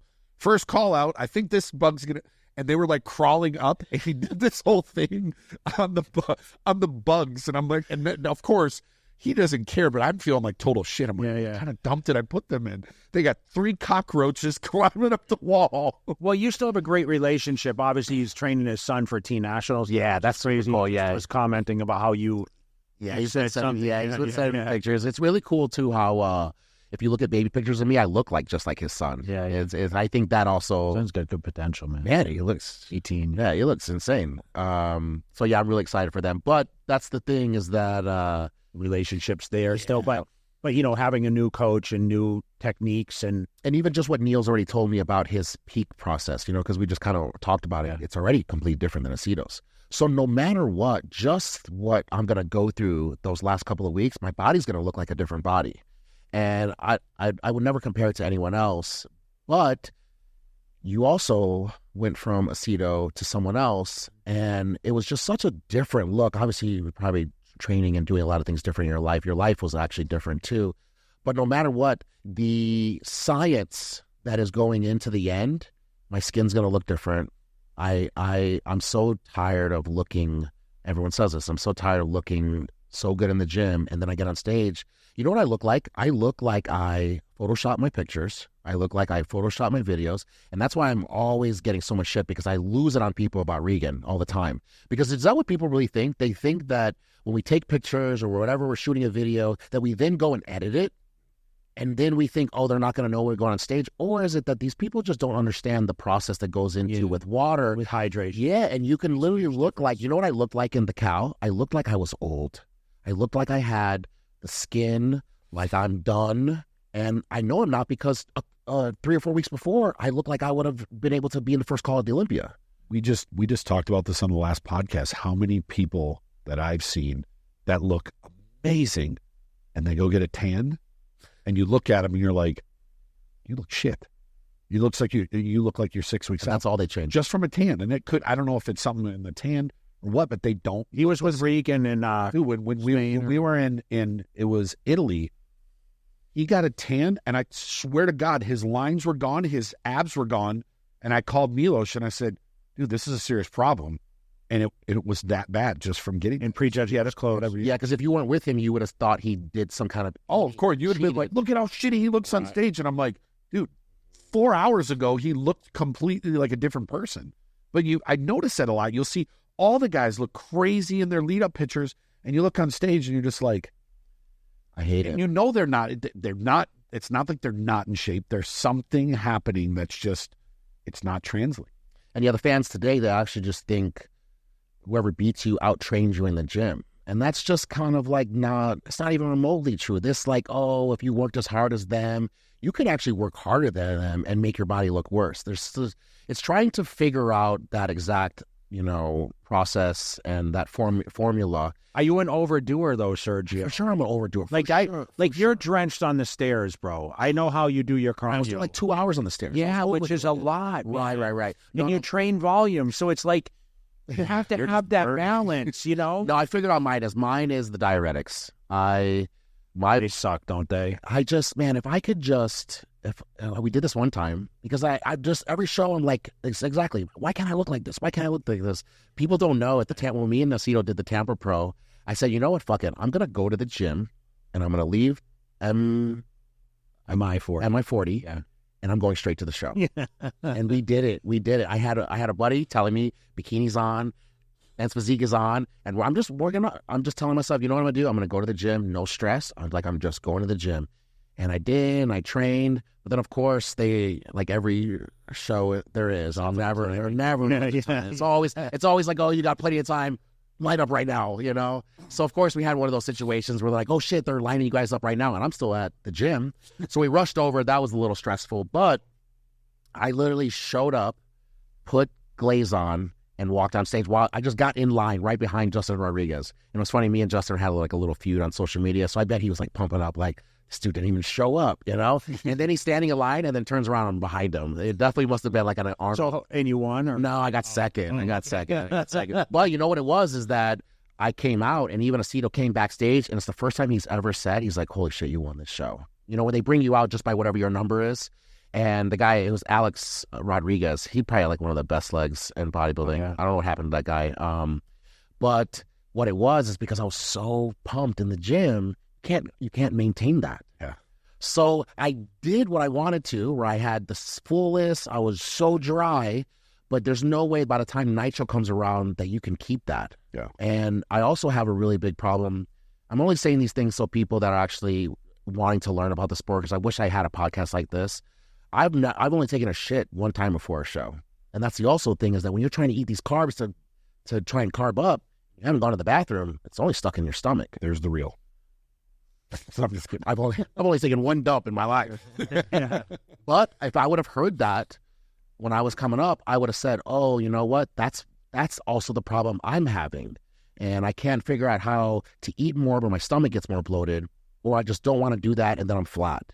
And really all it is just the diuretics. So you're here now. Obviously, we're not going to ask you what show you're going to do. Do you want to? So that's what I was going to say. So now that I'm with Neil, I think that's what I was getting to, is it would be so fucked up to go with this guy. I'm injured, dealing with this visa, to come here. And now that the Olympia is early, the deadline is earlier, which I didn't even know until a couple of days ago. When's the deadline? September. It is the last show is in the UK. The last tour. Legions doesn't count. Legions is for next year. So what I would like to do is, because I can't even fathom having another year go by and I don't do a show, because people are like, oh, when you haven't done a show in so long. I did a show last year, literally, this time a year ago. But if I get on stage and just tell Neil, like, we got to do this, and force him to do that, it's just going to be your best. It's unfair. It's not going to be your best, or he's not going to be able to get the best out of you. And look, this is what I also told Aceto too, when I told him that I was going to try and go with someone else too, is I've seen so many people, and I don't want to name names, they're still competing. It's never going to happen. It's never going to happen, because now the skin elasticity is not there. There's just a lot of things that has nothing to do with hard work. And I also want to know, can I do this? Can I really do this? Because I can say it mentally, but when you're doing everything right, so if I do a show with no turmoil, no problem, no chaos, and I still can't even beat a 212 guy, because the guys who won that show at the Cal, they weren't 212, but they were close. It's Ross Flanagan, who is a shorter guy, and Tonio. Antonio, I beat that when I lost that show in the Legion to Clarita, when I was so messed up, I beat Tonio. So now here I am coming back just to lose to a guy that I've already beaten. I'm losing to guys that I beat. So if I hang it up, I want to know for sure that I can do it. But I also don't want to keep just doing shows and it's like your body is done. But the only thing good about me not doing a lot of shows, which people don't get, is I don't have a lot of up and down. Wear and tear, yeah. I don't. You know how many times I've peaked for a show? It's once a year. So that's what ages you. This, once you're 40, you're done thing is not. One, I didn't even do my first show until I was 23. I didn't even get on a cycle till I was like 24. I never even worked out till I was 21. I never touched a weight. So my age might be a certain amount of hormones. You turned pro later, right? Yeah, 30. Yeah. Almost 31. I was like a few months away from being 31 years old. So I turned pro older. So I feel like I have more off-season prep. Yeah, you have more steam. For sure. No, I know I do. I grew up in this sport. I'm not going to be one of these guys that are just like, I'm going to keep doing Who's your favorite guy on the circuit right now? I mean, Phil Heath, obviously, you looked up to a lot, you know. But you're saying the circuit now. Yeah, currently, yeah. Yeah, because Phil's just like, yeah, because people would always get so mad at me because they want me to say my favorite Mr. Olympia is my dad or somebody from back then. But I feel like if you if you took a Mr. Olympia and you put them against all the different eras, who's the person who would kind of fairly compete with all of them? And it would be him. But now, so that's the thing, is like, I don't... Like, you don't look at anyone, you're like, man, wow. You don't, like, were you impressed with Hadi at the Arnold, condition-wise? And maybe you might not look at his physique and admire his physique, because obviously it's hard maybe for you to look at a shorter... Yeah. It's just when I watch these short... But he handily won the show, correct? Yeah, absolutely. And look, he does... What if he looked like that at the Olympia, Sergio, last year? Would he have retained his title, you feel like? But Derek's really good, right? I thought he should have retained his title anyway at the Olympia, because you can't say you got to knock the champ off. I know, but they don't like that comment anymore. You don't knock the champ. Like, that's never been a thing, but that's kind of what we know. I mean, that's what was said in the books back when I was chasing Hadi. You have to knock the champ out. Right. Yeah, but Hadi got second a couple times. He didn't knock the champ out. Right. Yeah, no, I've been saying this to a lot of younger fans, too, of how spoiled they are, because even just Tyler's recaps that he does on shows, can you imagine if we had that back then? It would real feedback. Man, that's a very rare thing, and they get nothing from that. He's not making any money from that. So him just putting these explanations is something... He got probably tired of people on podcasts like this critiquing, saying, that guy should have won, and... there's a lot of, like, people that sit there and watch this screen. We watch this screen right here, and we're like, he looks like he should win and whatever. And, like, I'm quick to say, listen, man, I always looked better in person, not on film, right? So when you were there in person, dude, I thought Dorian Yates, I'm like, body part to body part, he shouldn't be Mr. Olympia. Then I went to the 95 Olympia and saw it, and I'm like, oh, okay, now I see what it is, because he just smoked everybody, Yeah, there's a lot, but also I think it's because you have someone who's on social media. How many times do you think Jim was on social media to even see the feedback that's going on? So I think that's a big thing that now fans today are very spoiled, and they don't realize how great that is to have someone who gives a shit about your comments. If someone could step, and I'm gonna use Hadi and Derek, because Kurt, Mr. Olympia, last Mr. Olympia. Is there someone that you see that could take those two out? I just think that Samson, I was saying this about Akeem, as I feel so bad. If I was Akeem right now and I'm watching Samson win the Arnold and all these things where you're telling me I have thick skin and that's why I can't win, when Samson has the exact same glutes, it's the same. There's just a little bit of difference in the physique. One's more pleasable. I would say Andrew more than all of them, because... He says the same. I said the same thing. But he's another one, too, where once you see him in person... Akeem in the UK was at the night show. He was phenomenal. Ridiculous. Like, certain poses, there's no one better in the world. I know. I compete against him. He's the only guy doing the victory pose besides me. So he's doing Toronto this weekend. Yeah, Saturday, right? And Chris is training him. Aceto's. Right, I saw that. Okay, so, Samson, like, we keep saying he's... I mean, obviously, we have had a guest who was his coach for a long time on this podcast quite a bit, so we had the biased opinions. But, I mean, he's pretty complete, right? But what is it going to take? Like, what is it going to take for someone? Can a Nick Walker, who they talk about genetics, he does not have the genetics to win, can the mind over matter, can he move and beat some of these guys, or are people going to have to be off for Nick to move up? I mean... Would you ever expect him to get third? I mean, the guy calls his shots. He says he's winning this year. Like, how do you think he is going to stack up? He's got a lot of, like, mixed opinions from this past win at the New York Pro. I mean... Of course, right. I mean, I know Martin. I mean, I know both of them personally, but Martin came to my hotel after that Legion show. And, man, he really was, like, a really good friend to me. And that's the hard part of this sport, too, is when you have relationships with people, right? That's why I think about the judges all the time. Like, how do you even... like, put your blinders on and not pretend like you don't know this guy. But I just think about it like this way. Like, if I'm getting into the sport, I don't know anything about the sport. If magazines are still around, who do I want to look like? And also, back to what we were talking about with my dad getting screwed with Arnold and Joe and all that, people lose their shit. But Joe made the right choice. Putting my dad, who didn't speak any English, he was very stubborn, he wasn't very articulate, and he was not ever going to be in... He was in movies, but he was in, like, Spanish movies.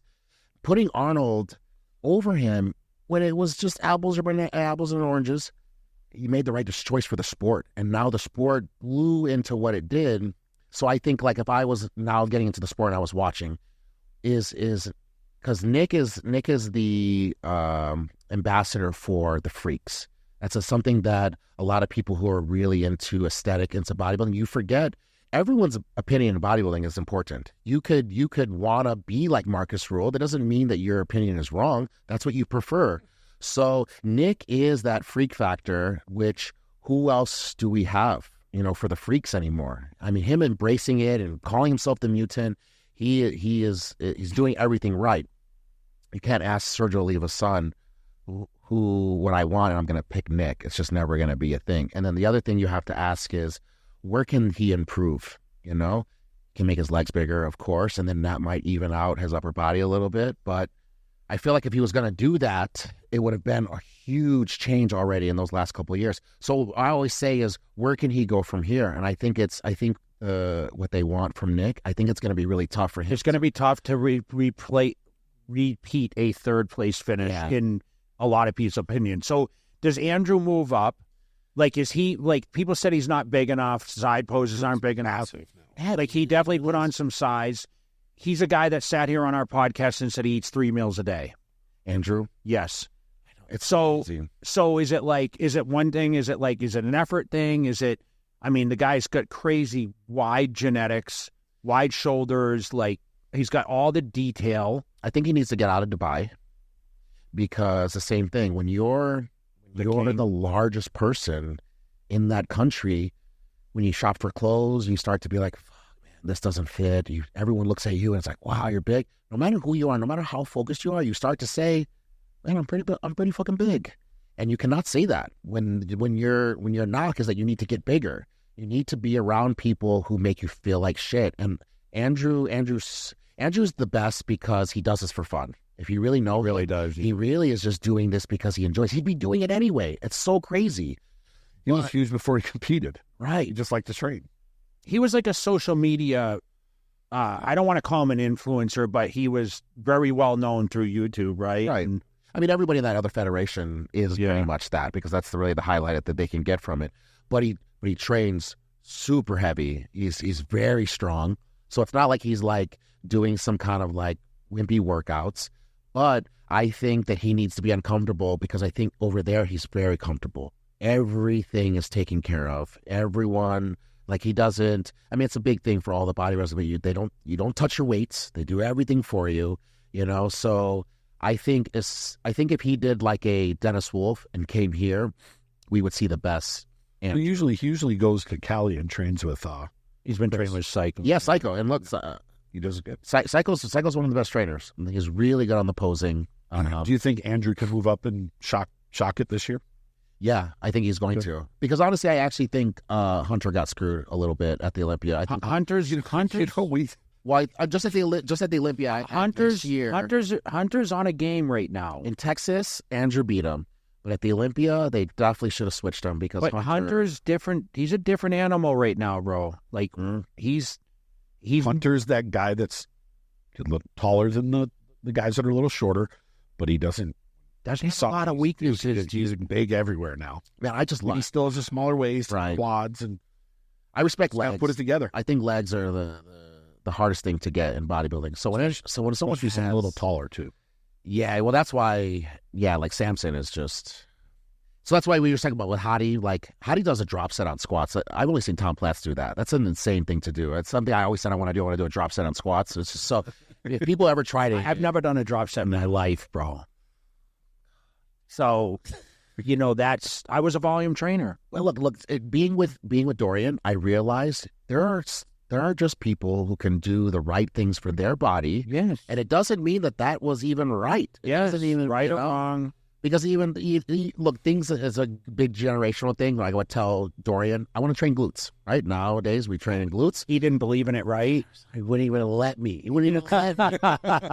I want to do the adductors, right? Just so Kai Green workouts, right? Man, I want to make my legs a little bit, in the inside, less gap from behind. No, it's not even like if you think you should do it. It is a no. I want to get up and do a little bit of cardio. No. There's no. I want to do some cable flies at the end of our chest workout. No. So listen, Urishna is going to be out here soon, and I'll make sure she can take you through a glute workout. She'll be here next week. The glute training started coming in towards the end of my stuff. Like, I remember Dexter started talking. Yeah, I was like, man, like I started like, listen, man, when I started training, there was no glute machines for anything. Women didn't want butts. Right. It was like if you had this little skinny like this, you were good. But now it's like everyone wants it. And it's so funny. Yeah, Jennifer Lopez got a butt reduction when she was like really famous. Yeah. And now butts is the thing. Yeah. It's funny how. And listen, I'm a butt guy, so I mean, who is it? Yeah, of course. Yeah. You don't have to tell anyone what you are. But yeah, so things like that, right? Where you never did that. Yeah. Dorian never did that. You guys have Sandals, but now me competing with these guys, I also need to do things too that might catch them, slipping. And I might need to have something where if it's close, you know what, they're going to give it to me. Where me and Hunter joke all the time that why are we still doing caps? We got to be the only idiots still doing caps. But if it ever comes down to it and it's close, I know Steve's going to be like, give it to the guy with the fucking... I probably have the best forearms in bodybuilding, and they do but nothing. Dexter beat me at the Olympia, bro, and he has the worst caps. Right? Besides Dennis Wolf, he probably has the worst caps in the history. So real. So true. Yeah. So, yeah, I'm going to try and hop into a show. Maybe one of the ones... I was looking them up right here. There's a couple. The ones that qualify for the next year. What's there? What do you see that's... Well, this year, the ones that qualify you for next year would be Reno, Metz, France, the France Pro, and then Romania and Prague, and the big man show in Spain. There's the Brazil not for open. There's not showing. They have the Brazil Olympia, but it may not be for open. Yeah, it might not be. But no matter what, I'll tell you now, I haven't said anything. I'm definitely doing the Arnold. That is for sure. Good. It's paying $500,000, bro. It's actually my favorite show. Would $500,000 change your life? Yeah, I mean, look, it would change a lot of people's lives. But honestly, with me, you know what I want? You know what kind of career I want to have? Even though I think he's such a slime, is Sean Ray. I would love to get into the sport, be respected, do as much as I can, and then I'm fine being a part of the sport forever. I would love to just be a commentator, be a part of the sport, traveling, doing my own shows, being a promoter. So winning that money, I could care less. I'm such a big fan of the sport that if they gave me that Arnold trophy and they said you had to choose between the trophy and the money, I'm so messed up. Don't take this one out of here. I would choose the trophy. That's how of a crazy fan I am, and I'm obsessed. I think that's the coolest trophy besides the Sando, obviously. You won the best poser there one year, right? And so I want to call it Fuad. Fuad said that Samson is the best poser. He should have won that in open. I said that. No. They gave it to him. Actually, Antoine should have won best poser. Antoine had the only actual routine at the Arnold, and they should have gave most muscular to Samson. That's what they should have did. Nobody would have complained about that. But Fuad said that Samson's the best poser in open, so I got to go back and retain. Yeah, but you're in that conversation, right? How does that feel? No, Samson's amazing. You know what Samson's amazing is he does them in his mandatories. I can win. I'll win the best poser every time I do the Arnold. I'm not even worried about that. But you know what? I'm the worst at my mandatories. My mandatory conditioning is so shit. You practice? No, that's why. Game with Joey. A lot of posing rooms here. Right. Every gym has one. Yeah, literally. It's like a necessity in any gym now. My goal on stage, besides being in shape finally, is I want to be the guy who does a pose between poses. Just something subtle where it's just you can't stop looking at this guy. Samson kind of does. It's exactly what he does. He's it's very fluent. It's just normal for him. He probably doesn't even know how to do a side chest without doing the twisting back double. But that's how you really can tell who's a real bodybuilder and someone who just bodybuilds, because that's so hard to do. You're doing extra than you need to when you already know Steve and Tyler, these guys are going to work you. Because now that's something new now too. Phil was kind of complaining in the end of his reign of how many rotations we do, but now they leaving it up to us, which is so fucking cool. Because if there was ever a time where you're like, man, I thought that guy should have won. They switched those three so they can't say, well, the light was better in the middle or in the left. I just kind of like it. It's kind of like we're gonna let you guys go, and whoever's the last remaining standing wins. So hard. I talk about this all the time that the Open is the only class that you find out. I mean, I guess 212, of course, but they're the only class that you find out how good you're gonna do when you're on stage. The figures already know. Men's physique, you already know. Even classic, they have less poses. You're going to do your poses and you're going to walk off. You do your quarter turns and that's it. Open, you might be winning. And because they did 4 more goes, and someone else comes on. Your stomach's out, you're sweating profusely. Sometimes you don't even find out who's the winner until when you're on stage. And that's something different to prepare for that show. Lining up to go on stage, when you're on the stairs waiting to go get your name called, and you don't even know, am I going to be able to last, is something that I obviously I need to be more prepared about, because if I went into it saying, man, there's nobody who outworked me. And that's what even Dorian said, is that he never was nervous. Even his first show, he was telling me he had like some crazy story where Steve had to help him in New York. He had like no money. He went there for the first time, but he just kept saying to himself, there's no way anyone worked harder than me on posing, training. So he just already won in his head. And I've never done a show like that in my entire life. But if you saw like Branch or Dexter backstage, they're just ready to go. Even Clarita, man, when I went against Clarita, I've never seen this before, where the guy took off his warm-ups and he just went on stage. No pump up, no nothing. And then they had me, Regan, and Clarita, and we're going in our first call, and they put us to the side, right? That's the time where now me and Regan are like, letting our stomachs out. We're getting water, getting our tan cleaned up, by the girls backstage. And Sean is over there doing the poses with the second call out. He's a sicko. Didn't make any sense. They're like slat spread, and he's just doing it. And he's just posing and posing. So when they called us up, he did like an Arnold on me. He psyched me out. And I'm like, holy shit, this guy just did first call out, second call out, third call out, and now he's doing first call out again. And I said to myself, holy shit, I am very unprepared. And that's what I need to be good at. How can I be the best poser and I'm one of the worst mandatory posers? It's embarrassing. So that's something I'm going to fix. It's something I want to work on. And I think that's also something that'll help my cortisol levels not skyrocket when I'm going into a show, literally saying, because I go into a show and I say, I didn't party, I didn't choose anything over bodybuilding. That's easy to do. But did I really put the effort? Yeah, the posing. If you can't do 4 goes on your own, you have no business getting on stage, especially nowadays, because they're going to give you 4 goes. Sometimes I can do 3. I'm like, I like seeing when Psycho would pose people. He puts heating lamps on them. Yeah, heating lamps from different angles, and like, hey, it's gonna be hot on this stage. And if you watch, he simulates it. If you watch Sean and Phil, Sean's looking at Phil like, "Are you okay?" And Phil used to be like that. That last one, obviously, he had. Yeah. But before that, Phil would always be like, "Okay, I'm ready." I have this theory about Phil, though. I don't know if it's true or not. Maybe he'll say it. I think the whole Lance Armstrong white blood cells being in the higher altitude, it has to do something. Of course it does. It has to do something to you. And so I think, because I had natural EPO. Because I talked to Phil about this, how I suck at the mandatories, and I said, man, how many times do you practice? He said, I never practice. This motherfucker. And then I started thinking, man, I bet you his oxygen in his body is just such a... It's the same thing when you see the basketball players going to play Denver. Yeah. All out of wind. Like you'd see LeBron, he's one of the most conditioned. And we're a little elevated here too, Yeah, it is. It's like 2,000 feet or something. So what does that do not only for oxygen, but also for muscle growth?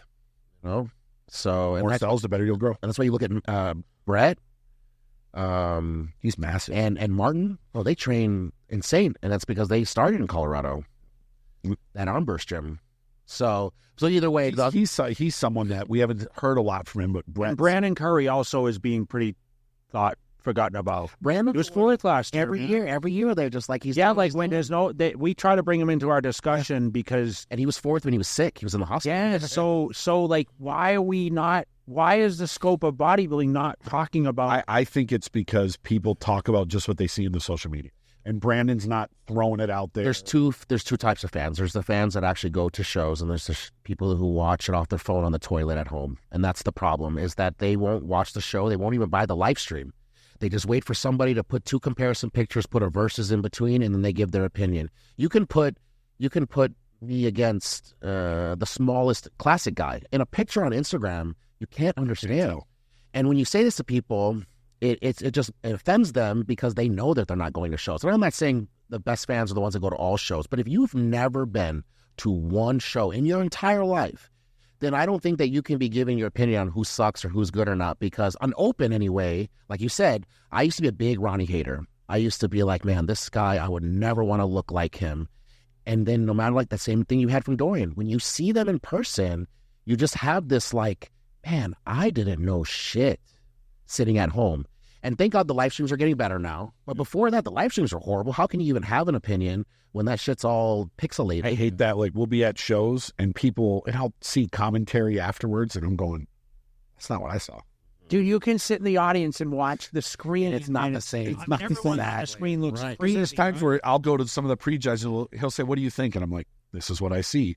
And then you'll hear all the other people saying something opposite. And I'm like, what the fuck? Like, that's not what the fuck I just saw. That's not what's happening.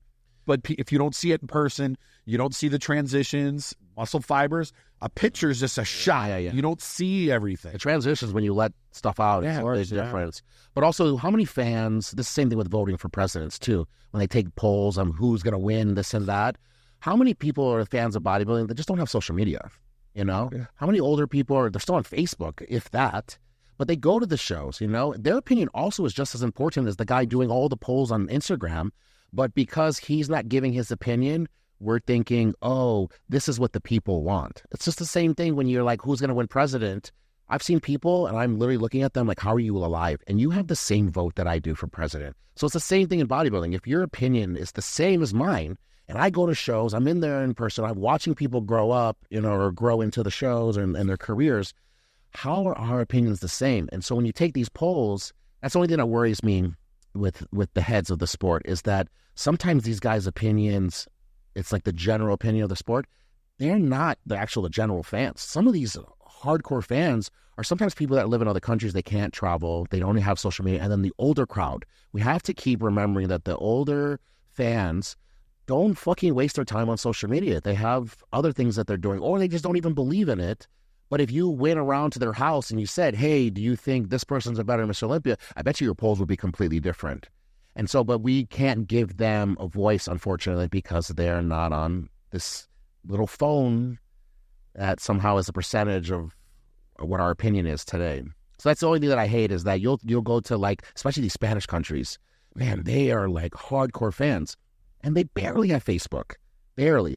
So when you're doing a what's better, classic or open, that's not the opinion of every fan in the sport. It's only the opinion who follow your page. Who do you want to shout out, Sergio? I want to shout out, of course, Black Skull. I just re-signed with them. They're just, look, everybody comes on and they want to support their sponsor because they pay them. But I just want to talk about how good they are because when Cedric died, they paid his family the remainder of his contract. And when Josh Nardowitz was with them before Cedric and he had his brain tumor, they paid out the remainder of his contract while he was going through all that surgical stuff with his tumor. And we all know that they can just drop them. There's no reason to keep paying Cedric's family, and he's not around anymore. So these are some really different people. Marcelo was actually a bodybuilder. He's actually used to compete. So you can always see in the companies when the founder or the owner actually got on stage. You don't have to be a pro. You don't have to compete several times, but just doing a show one time. And I think that's why when I signed with them, they said, hey, look, there's no pressure about competing. And I think that they understand that I am trying to compete. And I did do a show, and I do have things that go on in my life. So I really appreciate them understanding that this guy's not slagging off. He's not partying. He's not being a fuck up. He's actually trying. Just things happen. And I know that if we continue supporting him, that maybe he'll come through.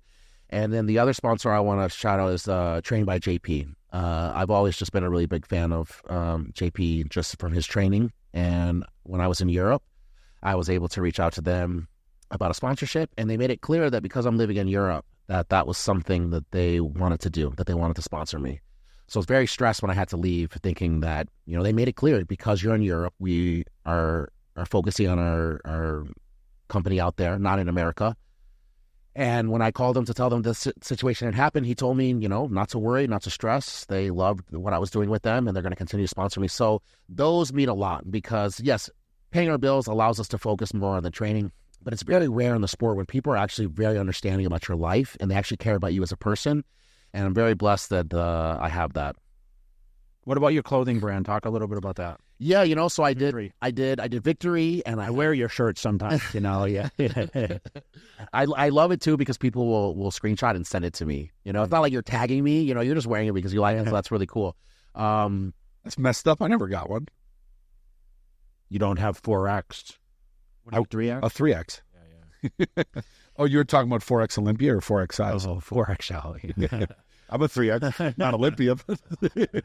But it was cool, doing my own clothing. I got to make clothes that fit me, Yeah. It's so funny that you're bringing up the shorts. I stole your shorts. Okay, Because I never realized, man, the pockets are very important. If you just buy some cheap shit from India or Pakistan, you're going to get some pockets we can't even put our hands in.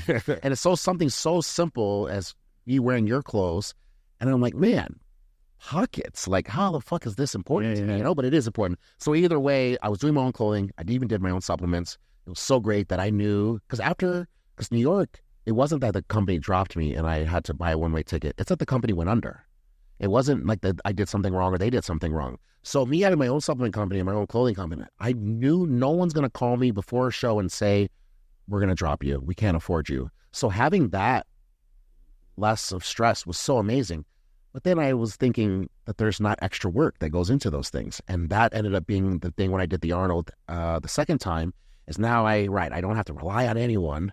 But I'm working so nonstop trying to do subs because I'm not having someone run it for me that it literally took me away from training. I remember so many times I'm drinking pre-workout. About the subs. I'm sitting in the parking lot at the gym in San Diego, already drank my pre-workout, on the phones with manufacturers or whatever it was, because it was also during COVID. Yeah. So there's a bunch of them that were closing. So either way, I'm doing this so I don't have stress, and I'm now not training. I'm worse. So that's why when I went to Dubai, I'm like, I'm done. I'm not going to do any business. I'm just going to be all in. Even if I'm making less money, then I'm going to be able to tell myself I didn't have any distractions. So I put Victory kind of on the side. It's still up for, where it's just like made to print, some things on there. CTG. Yeah. But some of the stuff we were making ourselves, we just stopped doing. Well, how can people find all your links? Where are you most accessible? Yeah, I mean, Instagram is really the only thing I use, but victoryclothing.com it's still up. You can still get the clothes on there. But now that I'm back, I went to San Diego. I got everything out of the storage, which was a mess. But now I'm excited to get back on it. My girl's really excited. She wants to do it. It's really good to be able to have someone who's a training partner right now. Yeah, I mean, she was helping. She was with. I just saw your social media, so I saw you guys training. Yeah, she was with me every session with Dorian. If she wasn't, helping him, because I told her, I was like, I don't want this guy, because he doesn't train anybody. He doesn't train anyone he doesn't train anyone who goes heavy. I don't want this guy taking 18 plates off. So she did all that. She filmed. She was really killing. Dorian loved her too. So I'm excited to bring back Victory and really get back on it. And it's it's good to be back in the States. I will say that I was a big hater of the U.S. I was just kind of like burned out, and coming back during election year is probably the worst time to come back. It's the worst people. Every time I go on my social media, it's all Jesus. I know. Wait till we get towards the. Oh, I know, and it's not even. I can't even run advertisement as we get into these next 2 weeks. There's no way. There's no way. They'll spend $100 million in a week. What are you going to do? Compete with it? But the rights we have in this country. Don't really appreciate when you're here. And how many Americans don't even have a passport, and they're just giving their opinion on the rest of the world, this and that. It's so crazy. It's always been, ever since I was little, I always wanted to go around the world. I want to go to at least 100 countries. I've been to like 70. And the amount of people that have opinions of other places around the world that have never left their own state, it infuriates me. Say, I lived in Hong Kong for 2 years, and people would say, oh my God, you're in China. I'm like, no, it's in Hong Kong. And they're like, what do you mean that's China? I'm like, no, they don't even speak the same language. They know the same language, they know the same currency, they know the same passport, they know the same nothing. They speak Cantonese. It's completely different. They're a territory, like Puerto Rico's a territory, but people they only go off what they've heard on the news. I didn't even know that you said it. Yeah. Or Macau. Macau is a territory of Portugal. So same thing. They have the pataka. They have the Hong Kong dollar or the renminbi. It's like they're 3 different countries, but they're all in one area. But once you start traveling around the world, you start learning, oh shit, man, people around the world, they want the same thing we all do. They just want, hopefully if they have kids, they want their kids to have a little better than they do. But people assume if you go to this part of the world that it's evil and it's bad. And it's like, right, there's beautiful places around the world and there's shitty places around the world. Exactly. Same thing. There's beautiful and there's shitty. I will tell you Marbella, though, the only downside to Marbella, I can't speak for the rest of Spain. They're on island time, man. It's so nice because it's so peaceful and it's so great. But getting stuff done, you want to get shit done, man. It is impossible. Getting packages, you're gonna spend. I had to try and get some stuff sent there. It took me a month just to get it. they have siestas. Like, I also think that's why it was so hard to get a visa, because I would love to work there. The post office is open from 8 to 11 a.m. That's it, and then they're closed. If you didn't get there before then, Well, I signed up for that gig. they don't send out any packages. They don't even have couriers. And every business closes from 2 to 5. They're just closed. They just go home. So it's what Arnold. You know what? I remember the first time I went to San Marino and it was like that. We went to go get some food. It was like 11:30. I'm like, I'm hungry. And they're like, well, the waiters are hungry too. They're going home for lunch. I'm like, but it's a restaurant. They're like, yeah, but they need to eat too. So they're open. The only place we'd go to is McDonald's. When you're you're still a late night guy? Because you used to train like super late. Oh, yeah, because I was going. Are you going to train super late? No, Neil's been yelling at me about that. He's already been on it. So what's your sleep schedule right now? Well, luckily I'm still on. So what's your schedule? So I'm just waking up at like 7 or 8. So I'm just trying to stay up now and trying to stay awake, where my body's just. So what time will you go to bed tonight? I'll still go to bed at like 1. Yeah, maybe It is the same thing. I go to 12. I'm up, but I was 5:30. I was doing cardio at like 1, 2 a.m. and then I would sleep till 1 p.m. Which actually, it was amazing. The gyms are empty. Yeah, The streets are empty, but it's time for prejudging. My body's like, go fuck yourself. That you're gonna get up, eat a meal, pump up, and go on stage and battle all before you would even be awake. So I also realized that's also something I'm doing that's detrimental to my life. So, but either way, so being back in the States, the convenience, oh my God. And it's so crazy. My girl's like, I don't understand how Americans are the most fat when we have so much diet stuff. We have such access to such clean food. She's like, that's the thing she's the most bothered by, besides like squirrels. So they don't even have squirrels there. Exactly. If I want to go and just get chicken and rice, I can get that, and you will never find. You're going to hear at 2 a.m. Right. You're not going to find that sushi. You're not going to find right around the corner from where you live is the best sushi. I saw you posted the sushi. What is up with that? $20 all you can eat. No, but what's up with the sushi? So in other countries they use mayonnaise to hold it together. Yeah. And when I lived in Australia, I was just like, oh, Australians don't know how to do sushi. And then went to Dubai, I was like, they don't either. And now that I'm in Europe, I'm realizing no, Americans are the only people who don't put mayonnaise to hold the rice together.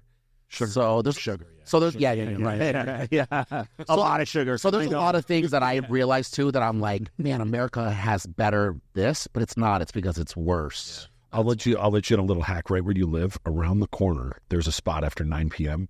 It's $19 all you can eat sushi. Is it really? Yeah. If after 9 p.m. 32 the other night. No, not that one. Another one. No, I paid 32 at the one by me. Like so where, because Sergio lives about a mile from me.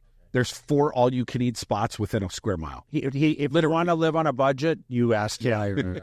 Listen, I'm poor. He'll tell you the cheapest gas station around you. I got an app. Yeah. I don't got J money. I'm poor. You got money though, so shut up. Listen, I'm rich in Zimbabwe. You're all rich in Brazil. Exactly. I'll be a millionaire there. So yeah, being back in the States, man, it's. I'm not leaving again. I'll say that. But I am glad. Obviously, even if I didn't meet my girl, I would still say that I'm very thankful because look, there's more to life than bodybuilding too. I know people have these expectations and they want me to do this and that, and I promise you I do too. But also, when I was so into bodybuilding, I was so unhappy and I was so depressed. Look, I tried to end my own life, and now I'm so happy. And right, the competitions aren't up to par where I want, but I need to fix my mind. That muscle is the most important. And when I say this to people that don't really see me as anything other than my dad's son, it's just like, it's just excuses, whatever it is. But I promise you, there's nobody really winning shows unhappy, depressed, dealing with problems with their spouse at home. They might get away for a couple, but it'll catch up to you. And so now it's almost like, this is what Aceto said, and it's the best way to describe it, is I've been driving on 3 tires. I've had a flat. And yeah, I am beating guys, and I am able to still perform. Man, if I could just get that last tire inflated, man, I can't even imagine what I'd be doing. It's like you do now. So and I do now, exactly. So I'm excited. We look forward to adding another champion to our area here. We always talk about all these. There's 13 Olympia winners in one city. It's pretty cool because people don't remember. They don't think of the Latorias and the Mark Anthonys and the Jen Dorys and the Ashley Kaltwalser and Iris. I didn't even know Latoria's here. Latoria's been here for 20 years. Shanique Grant. Yeah. I mean, the Marine comes in and out here all the time. Danny Hester has a place here. Hidataya won. Right. The current 212. Keon. Yeah, Keon Pearson. There's so many, like, Flex, Jay, and then, but then it goes a step further. You have the Dennis Wolf and the Flex Wheeler and all the other people that are still, they're still good people to have around you, even if they don't, if they never won the Olympia.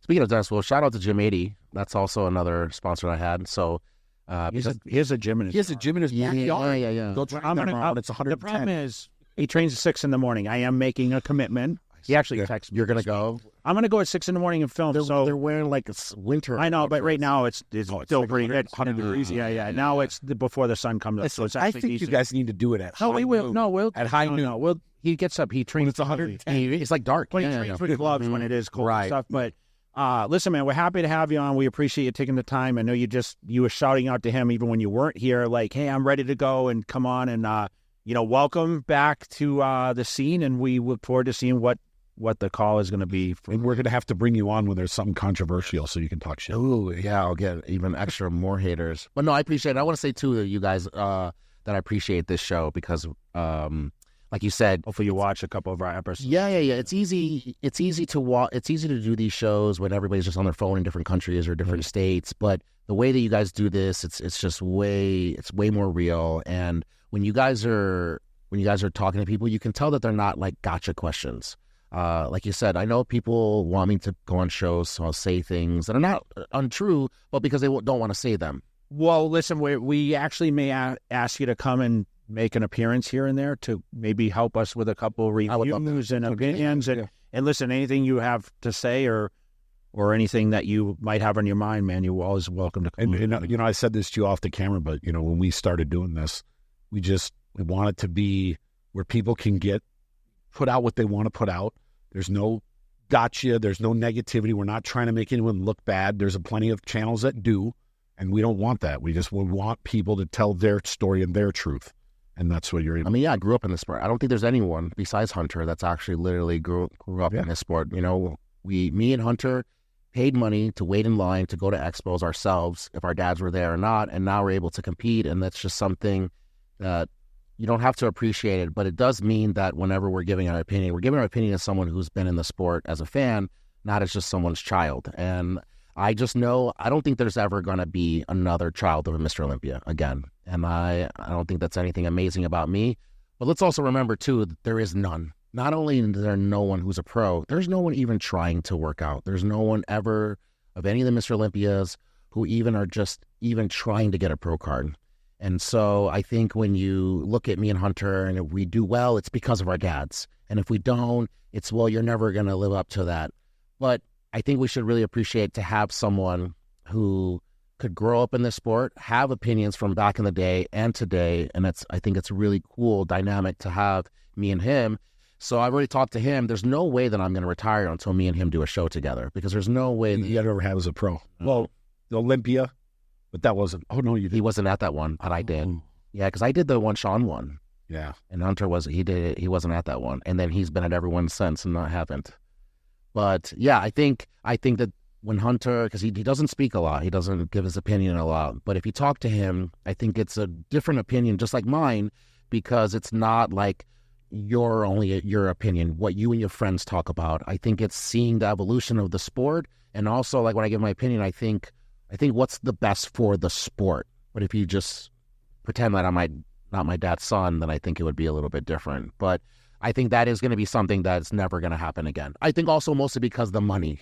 Like, you have to be poor to do bodybuilding. You have to be poor to want to be a pro, because you can't have a plan B. You can't have a safety net and then be able to be a pro bodybuilder. You have to be so like, I have to do this. I have no other choice. And the prize money is so high now that all the Olympia's kids are rich. Appreciate it, bro. Thanks, guys. Till next time. We're out.